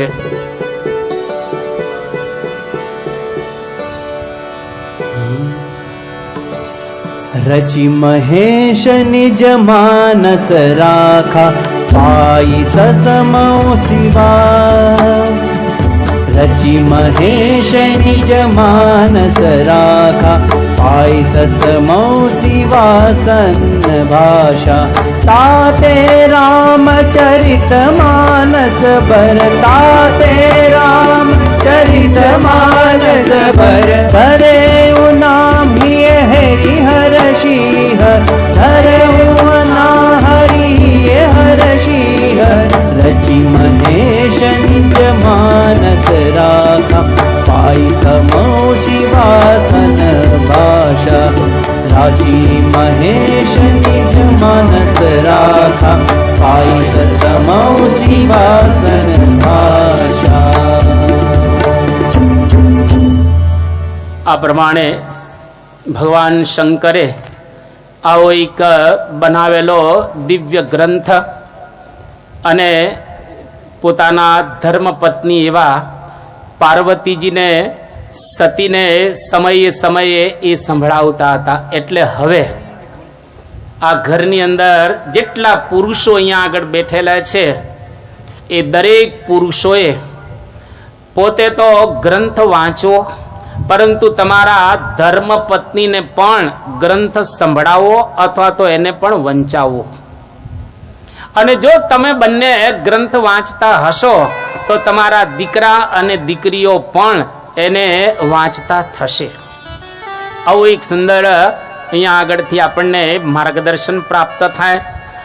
હવે આ રામચરિત માનસની કથાનો પ્રારંભ તુલસીદાસજી કહી રહેલા છે કે પ્રયાગ આપણા ભારત વર્ષનું એક મહાન તીર્થ. પ્રયાગની અંદર 3 નદીઓનો સંગમ થાય છે, ગંગા, યમુના અને સરસ્વતી. એમાં સરસ્વતી અંતઃ સલીલા એટલે કે નીચે વહી રહેલી છે અને ગંગા અને યમુના દેખાય છે. દર માઘ માસ આવે એટલે પ્રયાગની અંદર મેળો ભરાય છે. તુલસીદાસજી વર્ણન અહીંયા આગળ રામાયણમાં કરે છે પ્રારંભમાં કે માઘ માસ આવ્યો અને સુંદર ભારત વર્ષમાંથી તમામ ઋષિઓ બધા ભેગા થઈ ગયા અને ત્યાં 1 મહિનો બધા નદીમાં સ્નાન કરે, પવિત્ર સ્નાન. માઘ માસમાં કોઈ સ્નાન કરવા જાય એનું શરીર અને મન બેય પ્રસન્ન થઈ જાય. અદ્ભુત એનો મહિમા બતાવવામાં આવેલો છે. 1 બાર ભરી મકર પ્રયાગ. બહુ સુંદર આ મકરની અંદર સ્નાન કરે છે અને સ્નાન કર્યા પછી બધા જ ઋષિઓ 1 મહિના સુધી ત્યાં સાધના કરે. હવે 1 મહિનો જ્યારે પૂરો થાય એ વખતે પછી ત્યાંથી પોતપોતાના આશ્રમની અંદર ઋષિઓ પાછા જાય. અદ્ભુત તુલસી કહે છે કે જ્યારે ભરદ્વાજ મુનિનો આશ્રમ હતો ત્યારે બધા જ ભરદ્વાજ મુનિના આશ્રમની અંદર રહે. આજુબાજુ બધા નાઈ ધોઈ સ્નાન કરીને સાધના કરે. ભરદ્વાજ મુનિ બહુ જ પવિત્ર હતા અને એનો આશ્રમ પણ અતિશય પવિત્ર. એટલે દર વર્ષે એકાદી વાર યાત્રા તો કરવી જ, ચોક્કસ કરવી. ભારતના તીર્થો એક વખત જોઈ લેવા બધા જ, જો બની શકે તો, અને પૈસા હોય તો. કારણ કે પાછા પૈસા ન હોય તો આપણે યાત્રા ન કરી શકીએ, પણ એક વખત તો તીર્થયાત્રા કરવું. એટલા માટે કે મહાપુરુષોએ જે સાધનાઓ કરી અને શુદ્ધ અને પવિત્ર સ્થાનો કર્યા છે એનો ટચ થાય તો ત્યાંથી આપણને નાની મોટી પ્રેરણાઓ પ્રાપ્ત થાય. તીર્થે જવું તે સત્સંગ કાજ, સત્સંગ ત્યાં આગળ થાય અને તીર્થની અંદર કોઈ એવા સત્પુરુષ મળી જાય આપણને તો આપણું જીવન એના સહારે સુધરી જાય. એટલે આ યાજ્ઞવલ્ક્ય વગેરે ઋષિઓ ભરદ્વાજ મુનિના આશ્રમની અંદર રહે છે. 1 મહિનો જેવો પૂરો થઈ ગયો એટલે બધા જ ઋષિઓ પોતપોતાના આશ્રમમાં જઈ રહ્યા છે. ત્યાંથી પ્રયાગમાંથી બધાએ વિદાય લઈ લીધી અને છેલ્લી વિદાય ભરદ્વાજ મુનિના આશ્રમમાંથી યાજ્ઞવલ્ક્ય લઈ રહેલા છે. બધાને તો વિદાય આપી ભરદ્વાજ મુનિએ, પણ યાજ્ઞવલ્ક્ય ઋષિના પગ પકડી લીધા અને યાજ્ઞવલ્ક્ય ઋષિને ભરદ્વાજ મુનિ કહે છે કે ના, હું તમને જવા નહીં દઉં. કેમ? મને એક સંશય છે, મને સંશય રહેલો છે અને હું એવું જાણું છું, હું પણ ઋષિ છું, મેં પણ સાધના કરેલી છે, હું પણ પ્રયાગની અંદર રહું છું, પણ પ્રયાગનું પાણી પીવા છતાંય એક સંશય મને જતો નથી. અદ્ભુત તુલસી ગાયો, નાથ એક સૌ બડ ભાગે, નાથ એક સૌ બડ મોરે, કરગત વેદ તત્વ સબુ તોરે, કરગત વેદ તત્વ સબુ તોરે. નાથ એક સૌ બડ મોરે, નાથ એક સૌ બડ મોરે, કરગત વેદ તત્વ સબુ તોરે, કરગત વેદ તત્વ સબુ તોરે. કહત સોહી लागत भय लाजा, कहत सोही लागत भय लाजा, कहत सोलोही लागत भय लाजा, कहत सोही लागत भय लाजा. जो ન કહી હોઈ કાજા જો ન કહી હોઈ કાજા જો ન કહી બડ હોઈ કાજા જો ન કહી બડ હોઈ કાજા આ પ્રમાણે એને અંતરથી એક વલોપાત થયો. વલોપાત એ થયો કે આટલી મોટી ઉંમર થઈ ગઈ છે છતાંય હજુ સંશય ગયો નથી. ઘણી વખત સાધના કરીને માણસ થાકી જાય તો અંદરનું કહી શકે નહીં અને સહી શકે નહીં, આવી એક અવસ્થા આવે છે. અને એમાં જેટલા લોકો આપઘાત કરીને મરી જાય છે એના પાયાની અંદર આ રહેલું છે. કોઈક વખત આપણે કોઈકને કહી શકતા હોતા નથી. જો કોઈકને કહી દઈએ તો આપણું દિલ ખાલી થઈ જાય અને એનું સમાધાન પ્રાપ્ત થઈ જાય. હમણાં 3 પ્રસંગ બન્યા. હું એકેયના નામ નથી આપતો. હમણાં તમને કહું, 1 અઠવાડિયા પહેલા જ એક ભાઈ આવ્યા સંતોની પાસે અને કહે છે કે મારા પત્ની એટલા સારા હતા, ન પૂછો વાત. બધી રીતે બરાબર હતા અને એટલા કયાગ્રા હતા, પણ ખબર નહીં શું થયું અને આપઘાત કરીને મરી ગયા. બીજો એક ભાઈ આવ્યો હમણાં.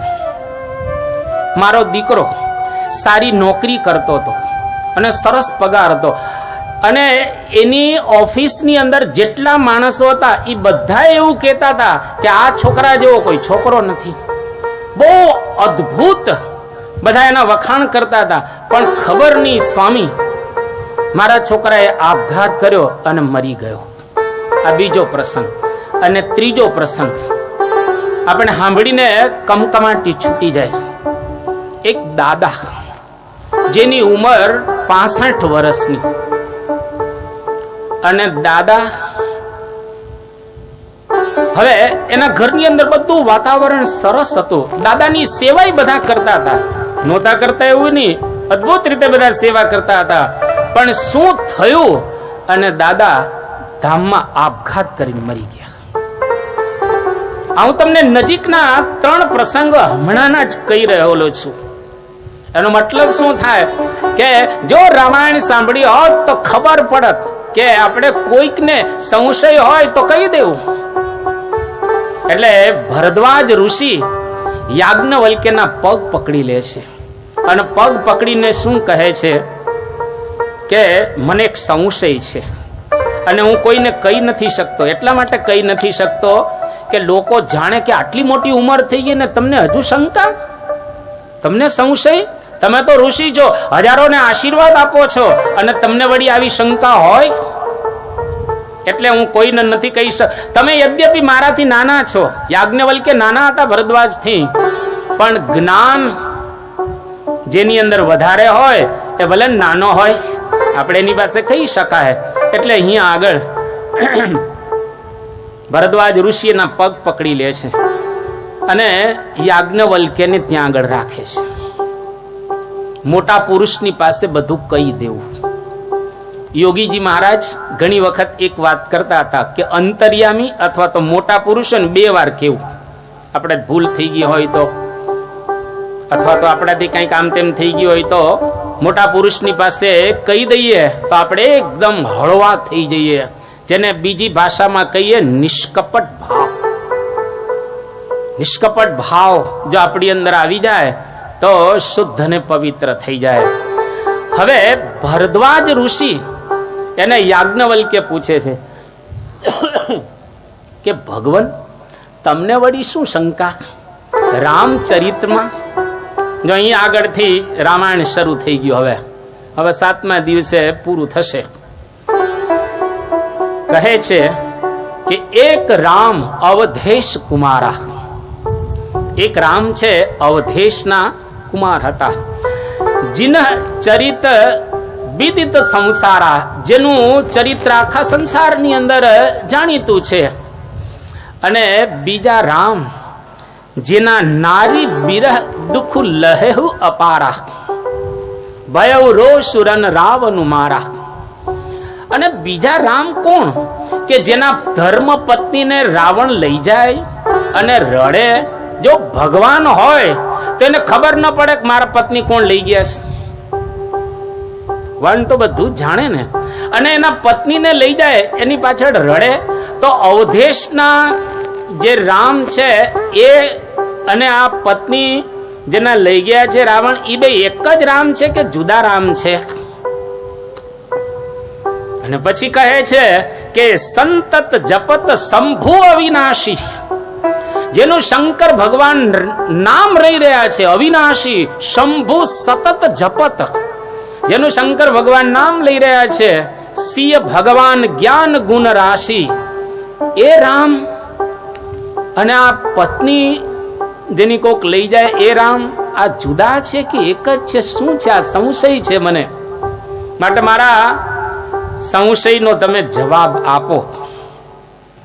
જેનો ઋષિઓ મુનિઓ ભગવાન શંકર નામ લેતા હોય એ રામ અને દશરથના ઘરે જન્મેલા હોય અને જેની સીતા રાવણ લઈ ગયા હોય એ રામ, એ બે રામ જુદા છે કે એક જ છે? આ સાદો પ્રશ્ન. હવે યાજ્ઞવલ્ક્ય એનો જવાબ આપશે, અદ્ભુત રીતે જવાબ આપશે. અને ભગવાન શંકર પાર્વતીજીની સાથે કથા સાંભળવા જાય છે, રામની કથા અગત્ય મુનિના આશ્રમની અંદર. હવે અહીંયા આગળથી શરૂ થાય છે. જો શંકા તો થઈ, ભરદ્વાજને જવાબ આપશે યાજ્ઞવલ્ક્ય. આ બાજુ ભગવાન શંકર અને પાર્વતીજી કૈલાસ પર્વતની અંદર બેઠેલા છે. બંને જણા અગત્ય ઋષિના આશ્રમમાં રામ કથા સાંભળવા જાય છે.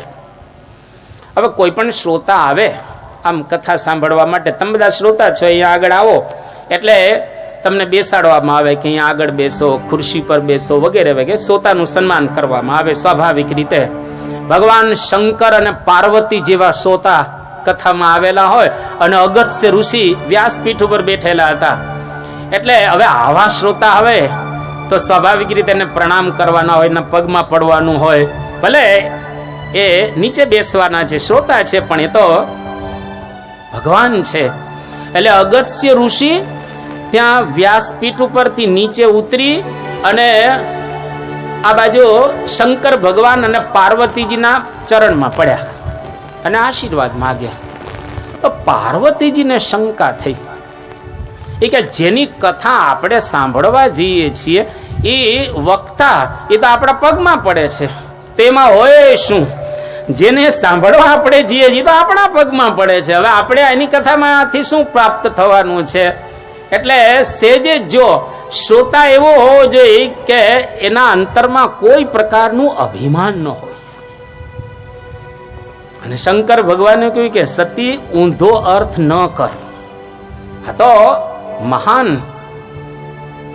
ભગવાન છે, શંકર ભગવાન છે. આતે આપણને પ્રણામ કરે છે આ અગત્ય ઋષિ. આપણને જાણીને, દેવતા જાણીને, શુદ્ધ જાણીને, પવિત્ર જાણીને પ્રણામ કરે છે, પણ તું ખોટું અર્થઘટન ન કર. અને પાર્વતીજી ખરેખર 7 દિવસ સુધી બેઠા શંકર ભગવાનની સાથે. પણ તુલસી લખે છે સુની મહેશ પરમ સુખુ માની. શંકર ભગવાનને 7 દિવસ કથા સાંભળી, પાર્વતીજીએ સાંભળી જ નહીં. હવે તમે અહીંયા આગળ બેઠેલા હો, તમે કથા સંભળાય નહીં તમને, પણ કાન ઉપર અહંકારનો પડદો આવી જાય, સમજી લેવું કે આપણે કથામાં બેઠા નથી, ઘરે જ બેઠા છીએ. એટલે અહંકારની સાથે મંડપમાં કોઈ દિવસ બેસવાનું નહીં. હું જાણું છું, મને ખબર છે, આપણે ગઈકાલે જ વાત કરેલી, 10 મિનિટની રામાયણ છે. 10 મિનિટથી રામાયણ વધારે છે જ નહીં, બધું આવી જાય. પણ એક એક ચોપાઈમાં કેટલું સરસ માર્ગદર્શન આપણને આપવામાં આવેલું છે. એટલે શંકર ભગવાન પાર્વતીજીને કહે છે કે સતી પ્રેમથી આપણે સાંભળવી જોઈએ. અને પછી તો શંકર ભગવાન અને પાર્વતીજી બંને કથા સાંભળી અને પાછા કૈલાસ પર્વત ઉપર જાય છે. જ્યારે કૈલાસ પર્વત ઉપર પાછા જાય છે એ વખતે શંકર ભગવાનની ઈચ્છા થઈ ગઈ કે જેની કથા આપણે સાંભળીને આવ્યા છીએ એના જો દર્શન થઈ જાય તો સારું. બહુ સરસ તુલસીએ લખ્યો, જાસુ કથા કુંભજ ઋષિ ગાઈ. કુંભજ એટલે અગત્ય. જાસુ કથા કુંભજ ઋષિ ગાઈ, ભગતિ જાસુ મેં મુનિ સુનાઈ. મેં મુનિ પાસેથી ભક્તિ સાંભળી અને એ રામના મને દર્શન થઈ જાય તો. ભગવાન રામ તો ત્રેતા યુગની અંદર થયેલા છે અને આ તો બીજા યુગની વાત ચાલી રહી છે. હવે રામના દર્શન મને થાય તો શંકર ભગવાન આવો વિચાર કરે છે. અને ખરેખર રસ્તામાં જતા હતા કૈલાસ પર્વત ઉપર કેટલું અદ્ભુત તુલસીએ ચોપાઈની અંદર વર્ણન કરેલું છે. જાસુ કથા કુંભજ ઋષિ ગાઈ, ભક્તિ જાસુ મે મુનિ સુનાઈ.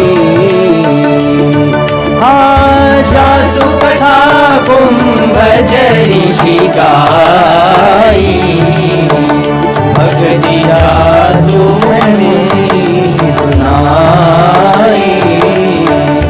સોઈ મમ ઈષ્ટ દેવ રઘુબીરા, સેવત જાય સદા મુનિ ધીરા. સોઈ મમ ઈષ્ટ દેવ રઘુબીરા, સેવત જાય સદા મુનિ ધીરા. સેવત જાય સદા મુનિ ધીરા. સેવત જાય સદા મુનિ ધીરા.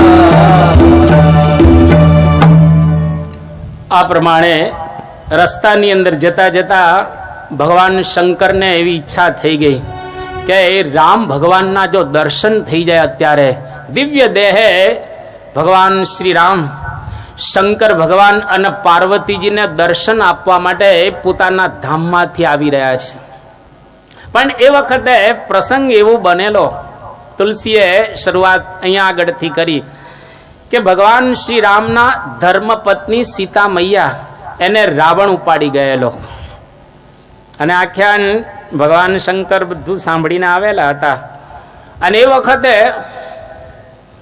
ભગવાન રામ લક્ષ્મણની સાથે ગાંડા ઘેલા થઈ ગયેલા હતા અને પૂછતા હતા કે હા સીતા કેન નીતા મમ હૃદય ગતા કો ભવાન કેન દૃષ્ટા. મારી સીતાને કોણ લઈ ગયું? અને પથ્થરને પૂછે, પર્વતોને પૂછે, ઝાડને પૂછે, અરે જીવ જંતુઓને પૂછે, પશુઓને પૂછે કે મારી સીતા તમે જોઈ? હવે પર્વતને ક્યાંથી ખબર પડે, પશુઓને ક્યાંથી ખબર પડે કે તમારી સીતા ક્યાં રહેલી છે? એકદમ ગાંડા ઘેલા થઈ ગયેલા રામ. અને એ અવસ્થાની અંદર આવતા હતા અને શંકર ભગવાને દૂરથી પ્રણામ કર્યા કે મારા ઈષ્ટદેવ ભગવાન રામના મને દર્શન થઈ ગયા.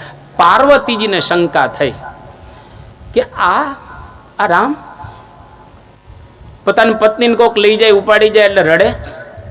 અરે સજ્જન માણસે નો રડે, કોઈ સજ્જન માણસ હોય ને રડે નહીં. અને આ ભગવાન થઈ અને એને ખબર ન પડે ભગવાનને કે સીતાને કોણ લઈ ગયું? જો ભગવાન હોય તો બધું જાણી શકે ને. યો વેત્તિ યુગપત સર્વમ પ્રત્યક્ષેણ સદા સ્વતઃ. અનંતો કોટી બ્રહ્માંડને હસ્તામલક જાણી શકનારા ભગવાન શ્રી રામને ખ્યાલ ના આવે કે રાવણના ઘર મારા સીતા રહેલા છે? પણ આ તો ચરિત્ર કરતા હતા, મનુષ્ય ચરિત્ર ભગવાન કરતા હતા. એટલે આ પ્રકારે એમણે લીલા ધારણ કરી અને ભગવાન રામે શંકર ભગવાનને પ્રણામ કર્યા. બે જણા સામસામા પ્રણામ કરે. પાર્વતીજીને શંકા થઈ કે આપણે પરીક્ષા કરીએ કે ખરેખર આ ભગવાન છે? અગ્નિમાં કોઈ દિવસ હાથ ન નખાય. ભૂલથી અગ્નિમાં હાથ નાખો તો અગ્નિ ભૂલ કરે? હોલ્ડરની અંદર તમે આંગળી ભૂલથી નાખો તો શું થાય? જાય જ. એ તો સ્વિચ ન પડે તો આપણે ઓફ થઈ જ જાય. એટલે કોઈ દિવસ ભગવાન કે સત્પુરુષની ક્યારેય પરીક્ષા નહીં લેવાય, પણ પાર્વતીજી પરીક્ષા લે છે. અને પાર્વતીજી પરીક્ષા કઈ રીતે લે છે તો કે સીતા મૈયાનો વેશ ધારણ કર્યો.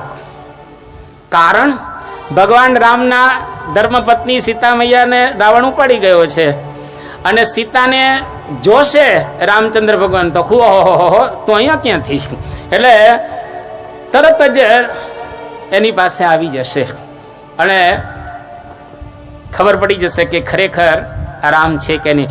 જો પ્રાકૃત કોઈક હશે માણસ તો પોતાની સીતાને જોઈ અને મને જોઈ અને એકદમ ખુશ ખુશ થઈ જશે. એટલે પાર્વતીજી સીતા બની ગયા તો બની શકે, સતી હતા. એટલે સીતાનું સ્વરૂપ ધારણ કર્યું, એ અદ્દલ સીતા, અને બેસી ગયા. ભગવાન રામ આવતા હતા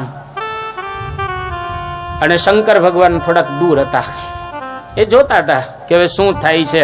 પેલા તો શંકર ભગવાનને ના પાડી કે સતી પરીક્ષા ન કરાય. સામાન્ય રીતે ગ્રહસ્થ આશ્રમની અંદર પત્નીએ પોતાના પતિનું માનવું જોઈએ. પતિ ના પાડે કે આવું ન કરાય એટલે પત્નીએ ન કરવું જોઈએ. પણ હવે અત્યારનો જમાનો આધુનિક જમાનો કહેવાય. અત્યારે જેટલા પત્ની પોતાના પતિનું બરાબર માનતા નથી એ દુખી થાય અને થાય. એટલે આ રામાયણનો આધાર. પાર્વતીજીને કીધું પણ પાર્વતી માન્યા નહીં અને સીતા બની ગયા અદ્ભુત સીતા જ. ભગવાન રામ આમ જોવે છે દૂરથી.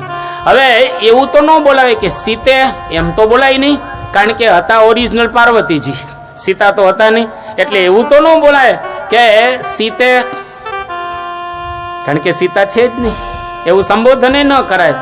અને એવું પણ ન કહેવાય કે માતાજી, કારણ કે ભગવાન શંકરના ધર્મપત્ની છે એટલે માતાજી એવું ન બોલાય, કારણ કે સ્વરૂપ ધારણ કરેલું છે સીતાનું, પાર્વતી તો છે નહીં. સંબોધન કયું કરવું, સંબોધન કયું કરવું? એટલે ભગવાન રામ મૂંઝાયા કે હવે મારે સંબોધન કયું, કઈ રીતે આને બોલાવવા? સીતે ન કહેવાય અને માતાજીએ ન કહેવાય. હવે આને બોલાવવા કઈ રીતે? તો ભગવાન રામ તરત જ પાર્વતીજીને જોઈને કહે છે કે તમે એકલા વનમાં કેમ છો? એકલા વનમાં કેમ છો? અને પતિ ક્યાં ગયા છે? શંકર ભગવાન ઓળખી ગયા. ભગવાન રામ ઓળખી ગયા અને પાર્વતીજી સમજી ગયા કે મારી ભૂલ થઈ ગયા, તો રામ છે, મને ઓળખી ગયા. અને એમાંય વાંધો નતો. ઓળખી લીધા પછી સતી પાછા આવી ગયા શંકર ભગવાનની પાસે. જેવા શંકર ભગવાનની પાસે આવી ગયા એટલે શંકર ભગવાને પાર્વતીજીને પૂછ્યું કે શું પરીક્ષા લઈને આવી ગયા? તુલસી અદ્ભુત ચોપાઈ લખે છે અહીંયા આગળ, કछु ન પરીક્ષા લીનહી ગોસાઈ, કछु ન પરીક્ષા લીનહી ગોસાઈ, કિન્હ પ્રણામો તુમ્હારી નાઈ. કે મેં પરીક્ષા નથી લીધી, પણ તમે જેમ પ્રણામ કર્યા દૂરથી એવી રીતે જ મેં પ્રણામ કર્યા. પાર્વતીજી ખોટું બોલ્યા. દરેકના ઘરમાં રામાયણ થાય, સમજી લો પત્ની ખોટું બોલે. તુલસીની ચોપાઈ છે, કछु ન પરીક્ષા લીની, પરીક્ષા લીધી હતી પાર્વતીજીએ રામચંદ્ર ભગવાનની, પણ ખોટું બોલે. જો કહી દીધું હોત કે હા મેં પરીક્ષા લીધી પણ ખરેખર ભગવાન રામ છે, આટલું જ કહેવાનું હતું. એટલે જેના ઘરમાં ધર્મ પત્ની ખોટું બોલે, સમજી લઉં હવે ઘર ભાંગવાનું છે, હમણાં ઘર ભાંગશે. હવે આ ઘર ભાંગશે શંકર ભગવાનનું. એટલે કોઈ દિવસ તમારા ઘરમાં ખોટું કોઈ બોલે નહીં, એનું બરાબર રીતે જતન કરવું. જેના મા બાપ ખોટા હોય એના દીકરા ખોટા, જેના મા બાપ ખોટું બોલે એના દીકરા દીકરીઓ ખોટું બોલે. એટલે કોઈ દિવસ ઘરમાં ખોટું ક્યારેય બોલવું નહીં.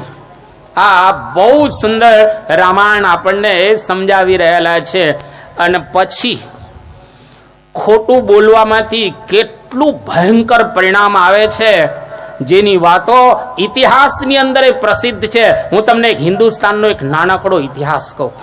આપણા ભારત વર્ષની અંદર એ રાજા રામદેવ થયા. એમની માલિકીનું દેવગીરી હતું. રાજા રામદેવની માલિકીનું દેવગીરી અત્યારે છે, એમાંથી દોલતાબાદ થઈ ગયું. આ રાજા રામદેવ બહુ જ પાવરફુલ હતા અને એની પાસે બહુ જ મોટું લશ્કર હતું. પણ અલાઉદ્દીન એ ભારતની અંદર આવ્યો અને રાજા રામદેવ અને એનું લશ્કર બે લડતું હતું અને રાજા રામદેવનો વિજય બસ હવે હાથ વેત જ હતો. અને બહુ જ સૈનિકો પાવરફુલ હતા રાજા રામદેવના. અલાઉદ્દીન હવે હારવાની અણી પર હતો અને નાસવાની તૈયારી કરી રહેલો હતો. એમાં કોઈકે ખોટા સમાચાર આપ્યા કે અલાઉદ્દીનનું પાછળ મોટું લશ્કર આવી રહેલું છે. આવા ખોટા સમાચાર આપ્યા, ખોટું કોઈક બોલ્યા. એક વ્યક્તિ ખોટું બોલ્યા અને ખરેખર એ લશ્કર તો એમના ભાઈ લઈને આવેલા લક્ષ્મણ દેવ પાછળ આવતા હતા અને ખોટું બોલ્યા. એને લઈ અને આ લોકોએ શરણાગતિ સ્વીકારી લીધી અને અલાઉદ્દીન જીતી ગયો અને દોલતાબાદ દેવગીરીમાંથી થઈ ગયો. આખો ઇતિહાસ બદલાઈ ગયો. એક વ્યક્તિ ખોટું બોલી એને લઈ જતી હોય છે. એટલા માટે કોઈ દિવસ ક્યારેય ઘરની અંદર ખોટું ન બોલાય, એની તકેદારી બરાબર રાખવી. ઘર આપણે 7મા દિવસે ધામ બનાવવું છે. આ વખતે વ્યવસ્થિત રીતે બનાવવું છે. પાર્વતીજી ખોટું બોલ્યા અને શંકર ભગવાન ઉદાસ થઈ ગયા. બંને કૈલાસ પર્વત ઉપર રહે છે અને પછી દક્ષ પ્રજાપતિ યજ્ઞ કરે છે. પાર્વતીજીને ઈચ્છા થઈ કે મારા પિતાના ઘરે યજ્ઞ થઈ રહ્યો છે અને દક્ષ પ્રજાપતિ આમંત્રણ નથી આપતા, છતાંય પાર્વતીજી ત્યાં આગળ જાય છે. એ કથા પ્રસિદ્ધ રહેલી છે. અને દક્ષ પ્રજાપતિના યજ્ઞની અંદર પાર્વતીજી ત્યાં યજ્ઞ કુંડમાં પડી અને ધામમાં ચાલ્યા જાય છે. અને 1-2 વર્ષ નહીં, પૂરા 87,000 વર્ષ પોતે બીજા જન્મની અંદર હિમાલયને ત્યાં પાર્વતીજી આવે છે. એની પત્ની મેનાવતી બંને થકી પાર્વતીજીનો જન્મ થાય છે. પર્વતની પુત્રી એટલે પાર્વતી અને પેલા દક્ષ પ્રજાપતિના પુત્રી હતા એટલે એનું નામ સતી હતું. હવે સતીમાંથી પાર્વતી બની ગયા. એ દક્ષ પ્રજાપતિના જે સતી હતા એ ત્યાં ધામમાં ચાલ્યા ગયા. અને હવે ભગવાન શંકરને મેળવવા માટે પુનઃ 87,000 વર્ષનો વચ્ચે ગેપ પડી ગયેલો છે. શંકર ભગવાન પોતાના કૈલાસ પર્વત ઉપર બેઠેલા છે. કારણ કે પાર્વતી ખોટું બોલ્યા એટલે ઘર ભાંગી ગયું અને એ સાધના કરી રહેલા છે. પાર્વતીજીએ યજ્ઞની અંદર મરતા મરતા ધામમાં જતા જતા પ્રાર્થના કરી કે ભૂયો યથા મે જનનાંતરેપી ત્વમેવ ભર્તા નચ્ચ વિપ્રયોગ. જન્મો જન્મ મને શંકર ભગવાનનો યોગ થાય. અને એ પાર્વતીજી પછી બીજા જન્મમાં ભગવાન શંકરને મળવા માટે તપશ્ચર્યા કરે છે. અને તપશ્ચર્યાને અંતે નારદ પ્રાપ્ત થાય છે. નારદ શંકર ભગવાનના ગુણોનું વર્ણન કરે છે અને પાર્વતીજીનો હાથ જુએ છે અને હિમાલયને કહે છે કે તમારી દીકરીને આવો વર વરસે. કેવો? હું આગળ એના વર્ણનના જે બધા વાલ્મીકીના શ્લોકો છે અને તુલસીની ચોપાઈ છે, પણ એનો સાર એવો કહું છું. નારદ કહે છે કે એક તો સ્મશાનમાં રહેનારો હશે, નામ નથી આપતા, અને કપાળ ઉપર ભભૂત લગાવેલી હશે, માળા મસ્તકની પહેરેલી હશે, ખોપરીની માળા પહેરેલી હશે, હાથમાં ચીપિયો રાખેલો હશે, આજુબાજુ અગ્નિ હશે અને વિકરાળ વેશ ધારણ કરેલો હશે. હવે મા બાપ આવું વર્ણન સાંભળે એની દીકરી આપે ખરા? આ તો હિમાલયની દીકરી હતા, માતા મેનાવતીની દીકરી હતા. પણ પાર્વતી મનમાં સમજી ગયા કે આ વર્ણન છે શંકર ભગવાનનું થઈ રહ્યું છે. હા, શંકર ભગવાનનું વર્ણન થઈ રહેલું છે. એટલે પાર્વતીજીએ પણ લીધો કે શંકર સિવાય મારે કોઈને વરવું નથી. જન્મ કોટી લગી રગડ હમારી બરહુ શંભુ નત રહુ કુમારી. કદાચ કરોડો જન્મ વ્યતીત થઈ જાય તો પણ શંકર ભગવાન સિવાય હું કોઈને વરીશ નહીં. આ એનું પણ હતું. ઋષિઓ બધાએ સમજાવ્યા, પણ પાર્વતીજી સમજતા નથી. અને છેલ્લે જેમ કન્યા અને વર એકબીજાની અંદર ગુણ જુએ છે અને ત્યાર પછીના લગ્ન થાય છે. હું ટૂંકમાં જેટલા અહીંયા આગળ અપરિણિત બેઠેલા હોય, ઊંચી આંગળી નથી કરાવતો, બધાએ અપરિણિત વિચાર કરી લેજો, વર બધા. અને જેટલા અપરિણિત કન્યાઓ બેઠેલા હોય, વરની પસંદગી કરવાની હોય ને કન્યાની પસંદગી કરવાની હોય, બેયના 10-10 ગુણો આપ્યા છે શાસ્ત્રની અંદર. હું 10-10 તમને અત્યારે કહી દઉં છું. વરરાજાઓ બધા આવા કન્યાને પસંદ કરજો, કન્યાઓ આવા વરરાજાને પસંદ કરજો. પહેલું, વર જ્યારે કન્યાને પસંદ કરે અને કન્યા જ્યારે વરને પસંદ કરે ત્યારે વર કેવો હોય? 10 લક્ષણો ટૂંકમાં. નિરહંકારી હોવો જોઈએ એક. બીજું, આસ્તિક હોવો જોઈએ. ત્રીજું, ઉદ્યમી હોવો જોઈએ. ચોથું, ઉદાર હોવો જોઈએ. પાંચમું, ચરિત્રવાન હોવો જોઈએ. છઠ્ઠું, નિર્વ્યસની હોવો જોઈએ. સાતમું, સત્યવાદી વરરાજો હોવો જોઈએ. આઠમું, શૂરવીર હોવો જોઈએ. નવમું, નિસ્વાર્થી હોવો જોઈએ. અને 10મું, હરિનામ પ્રેમી હોવો જોઈએ. આ શાસ્ત્રના શ્લોક હું બોલતો નથી, પણ એનો ભાવાર્થ બોલું છું. આમાં ક્યાંય રૂપની વાત આવી? આમાં ક્યાંય પૈસાની વાત આવી? હા. હવે કન્યા જ્યારે પસંદ કરવાની હોય ત્યારે વરરાજાએ કેવી કન્યા પસંદ કરવી? આજ્ઞાંકિત હોય, દયાવતી હોય, ધર્મપ્રેમી હોય, પતિવ્રતા હોય, પ્રામાણિક હોય, શ્રદ્ધાવાળી હોય, સંસ્કારી હોય, સંતોષી હોય, સુમતિવાળી હોય અને સુઘડ હોય. આવી કન્યા વરે પસંદ કરવી જોઈએ. આમાંય ક્યાંય રૂપની વાતો આવી નથી, ક્યાંય પૈસાની વાતો આવી નથી. સંસ્કારની વાતો આવેલી છે અને સદગુણની વાતો આવેલી છે. અને જેના ઘરમાં સદગુણી કન્યા અને સદગુણી વળ હોય એ ખરેખર ઘર ધન્ય બની જાય.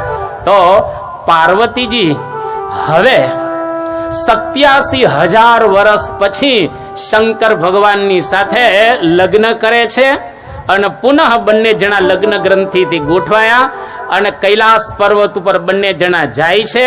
અને પાર્વતીજી શંકર ભગવાનને કહે છે કે નાથ, પૂર્વ જન્મની અંદર મને રામના ચરિત્રની અંદર શંકા હતી, હજુ મારી શંકા ગઈ નથી, હવે તમે મને રામાયણ સંભળાવો. એટલે આવતીકાલે શંકર ભગવાન પાર્વતીજીને સંભળાવશે અને તુલસીદાસજી પોતાના મનને સમજાવશે અને યાજ્ઞવલ્ક્ય ભરદ્વાજને રામાયણ સંભળાવશે અને કાક ભૂષુંડજી ગરુડને સંભળાવશે.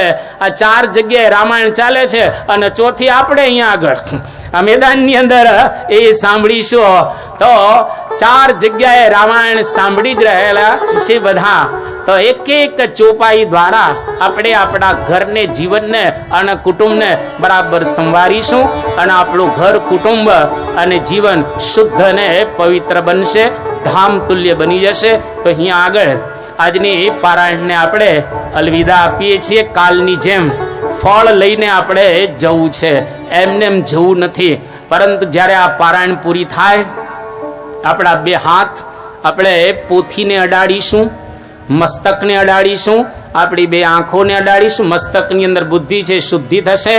આંખ આપણી દિવ્ય થશે, સારું જોઈ શકીશું. કંઠને અડાડીશું એટલે આપણને ખોટા સપના નહીં આવે. અને હૃદયને અડાડીશું એટલે ભાવનાથી આપણું હૃદય ભરાશે. અને એની સાથે વિદાય લઈ અને પછી આપણે આ ધ્યેય મંત્રને સાંભળી અને પ્રણામ કરી પોથીને પછી વિદાય લેશું. ત્યાં સુધી આપણે 2 મિનિટ ધૂન બોલાશે અને ત્યાર પછી જાહેરાત સાંભળીશું.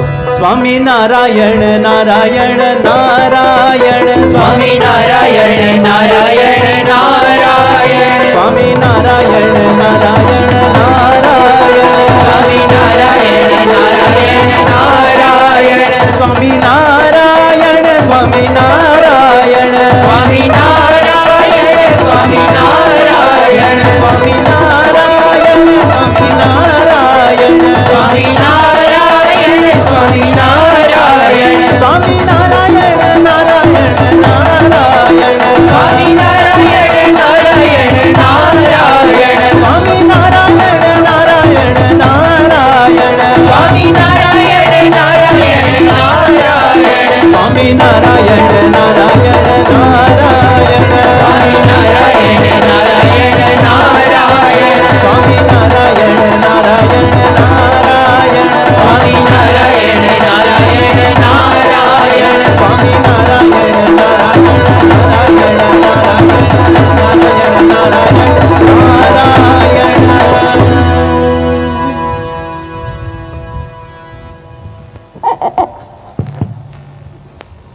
સંતોના સતત સંપર્કમાં રહેવાથી જીવનની શુદ્ધિ થતી હોય છે.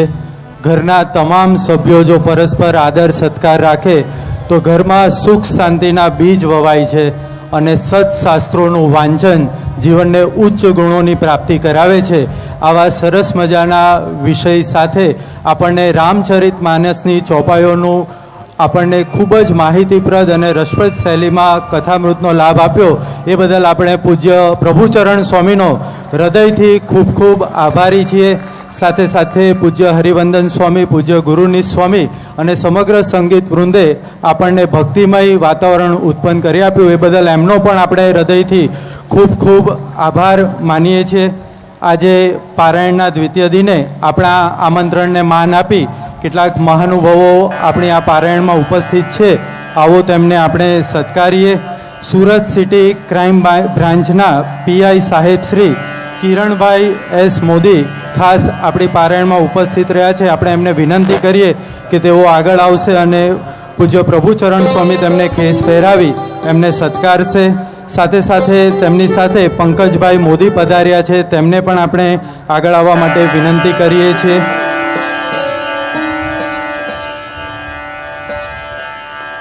શ્રી કિરણભાઈ મોદી પોતાના પદ પર રહી સમાજની ખૂબ જ સારી સેવા કરી રહ્યા છે. સાથે સાથે મોદી સમાજનું તેઓ એક ગૌરવ સમાન વ્યક્તિત્વ રહેલા છે, તો આપણે તેમને અત્યારે સત્કારી રહ્યા છીએ. સાથે સાથે આપણા આમંત્રણને માન આપી સુરત શહેર ગણેશ ઉત્સવ સમિતિના પ્રેસિડન્ટ અને સુરત મહાનગરપાલિકાના ફોર્મર કોર્પોરેટર એવા શ્રી અનિલભાઈ બિસ્કીટવાળા પણ અહીં ઉપસ્થિત છે. આપણે તેમને પણ વિનંતી કરીએ છીએ કે તેઓ આગળ મંચ ઉપર પધારશે. સાથે સાથે શ્રી બાબુભાઈ રૂપારેલિયા મારુતિ ઘંટીવાળા, તેમને પણ આપણે વિનંતી કરીએ કે તેઓ આગળ આવશે. આ તમામ મહાનુભાવોને આપણે તાળીઓના ગડગડાટથી અભિવાદન કરીએ. આપણે સૌ જાણીએ છીએ કે બીએપીએસ સ્વામિનારાયણ સંસ્થા દ્વારા હાલ કાર્યકર સુવર્ણ મહોત્સવ ઉજવાઈ રહ્યો છે. તો આ પારાયણના દ્વિતીય દિને કેટલાક અગ્રેસર કાર્યકરોને પણ આજે આપણે બિરદાવીએ. જે પણ કાર્યકરોના અહીંથી નામ બોલાય તે સત્વરે આગળ આવશે અને મંચ ઉપર પૂજ્ય પ્રભુચરણ સ્વામીના રૂડા આશીર્વાદ પ્રાપ્ત કરશે. શ્રી રીતેશભાઈ પ્રજાપતિ રાંદેર સંયુક્ત મંડળના નિરીક્ષક, સાથે સાથે શ્રી દિનેશભાઈ કાકરેચા જહાંગીરપુરા સંયુક્ત મંડળના નિરીક્ષક, શ્રી ભૂપેન્દ્રભાઈ સાકરિયા જેઓ અડાજણ સંસ્કારધામ સંયુક્ત મંડળના સંચાલક છે, શ્રી અશોકભાઈ ચૌહાણ જેમના પણ નામ બોલાય છે તેઓ સત્વરે આગળ આવશે. શ્રી અશોકભાઈ ચૌહાણ અડાજણ મંદિર સંયુક્ત મંડળના તેઓ સંચાલક તરીકેની સેવા ભજવી રહ્યા છે. સાથે સાથે શ્રી ગૌતમભાઈ આસોદરિયા અઠવા લાઇન સંયુક્ત મંડળના સંચાલક તરીકેની જેઓ સેવા બજાવી રહ્યા છે. આ તમામ કાર્યકરોને અત્યારે આપણે મંચ પર આવવા માટે આમંત્રિત કરીએ છીએ અને પૂજ્ય પ્રભુચરણ સ્વામી તેમને ખેસ પહેરાવી રૂડા આશીર્વાદ આપશે. આ સાથે આપણે કેટલીક સૂચનાઓથી અવગત થઈએ. છેલ્લા 2 દિવસથી આમ તો હીટ વેવના વાતાવરણમાં જાણે પરમાત્માએ પોતાનું એસી ચાલુ કરી દીધું હોય આપણા માટે એવી અનુભૂતિ આપણને આ ઠંડા પવનની લહેરમાં થઈ રહી છે. સરસ મજાની આરામદાયક ખુરશી પર બેઠા બેઠા આપણે આ પારાયણનો લાભ પ્રાપ્ત કરી રહ્યા છીએ. ત્યારે ટેકનોપ્લાસ્ટ કંપનીની આ ઓરિજિનલ ખુરશી આ પારાયણ નિમિત્તે ખાસ જેની એક ખુરશીની કિંમત થઈ શકશે, તો જે પણ શ્રોતાગણોમાંથી જેમને આ ખુરશી લેવાની ઈચ્છા હોય તેઓ સભા બાદ એટલે કે પારાયણ બાદ પોતાનું નામ આ 400 રૂપિયા આપી જમા કરાવશે. તેમને 31 તારીખ એટલે પારાયણના અંતિમ દિવસે એ ખુરશી પ્રાપ્ત થશે. સાથે સાથે એક બીજી સૂચનાથી આપણે અવગત થઈએ કે આપણે પારાયણના આ સ્થળ ઉપર પાર્કિંગની ખૂબ જ સુંદર વ્યવસ્થા કરવામાં આવી છે. એટલે આપણે કોઈ પણ શ્રોતાગણ હરિભક્ત રોડ ઉપર આપણું વાહન પાર્ક નહીં કરીએ એ ખાસ આપણે ધ્યાન રાખીએ. કાર્યકરોની સૂચના પ્રમાણે જ આપણા વાહનો પાર્ક કરીશું. આજે વ્યવસ્થાના ભાગરૂપે આપણે જ્યારે અહીંયા વિદાય લઈએ ત્યારે પુરુષ હરિભક્તો મંચની જમણી બાજુ તમે જોઈ શકો છો ત્યાંથી આપણે વિદાય લઈશું. પ્રસાદની વ્યવસ્થા પુરુષ હરિભક્તો માટે ત્યાં કરવામાં આવી છે. અને મહિલા હરિભક્તો જ્યાંથી આપણે પ્રવેશ કર્યો ત્યાં પાછળની સાઈડ ત્યાંથી આપણે વિદાય લઈશું. મહિલા હરિભક્તો માટે પ્રસાદની વ્યવસ્થા ત્યાં કરવામાં આવી છે, તો ખાસ આપણે આ સૂચનાઓને ધ્યાનમાં રાખીએ. હવે પારાયણના દ્વિતીય દિને જે પણ જ્ઞાન આપણે પ્રાપ્ત કર્યું છે તે આપણા હૃદયસ્થ થાય અને આપણા ઘરને ધામ બનાવવાની જે યાત્રા છે એ સુપેરે પાર પડે તેવા ભાવથી હવે આપણે વિદાય મંત્ર અને પૂર્ણાહુતિ શ્લોકમાં સમૂહમાં જોડાઈએ. गुणातीतं गुरुं प्राप्य ब्रह्मरूपं निजात्मनः विभाव्यदासभावेन स्वामिनारायणं भजे. श्रीहरिं साक्षरं सर्वदेवेश्वरम् भक्तिधर्मात्मजं दिव्यरूपं परं शान्तिदं मुक्तिदं कामदं कारणं स्वामिनारायणं नीलकण्ठं भजे. श्रीहरिं બે હાથ જોડી અને ઠાકોરજીને અહીંયા આગળ આ રીતે પોથી આપણા મસ્તક ઉપર હાથ અડાડી, આંખે અડાડી, કંઠે અડાડી, હૃદયે અડાડી અને પ્રણામ કરી અને આપણે આ મેદાનને છોડી શકીશું. આવતીકાલે બરાબર 8:30 વાગે પુનઃ આપણે પધારીશું. ત્યાં સુધી સર્વને જય સ્વામિનારાયણ.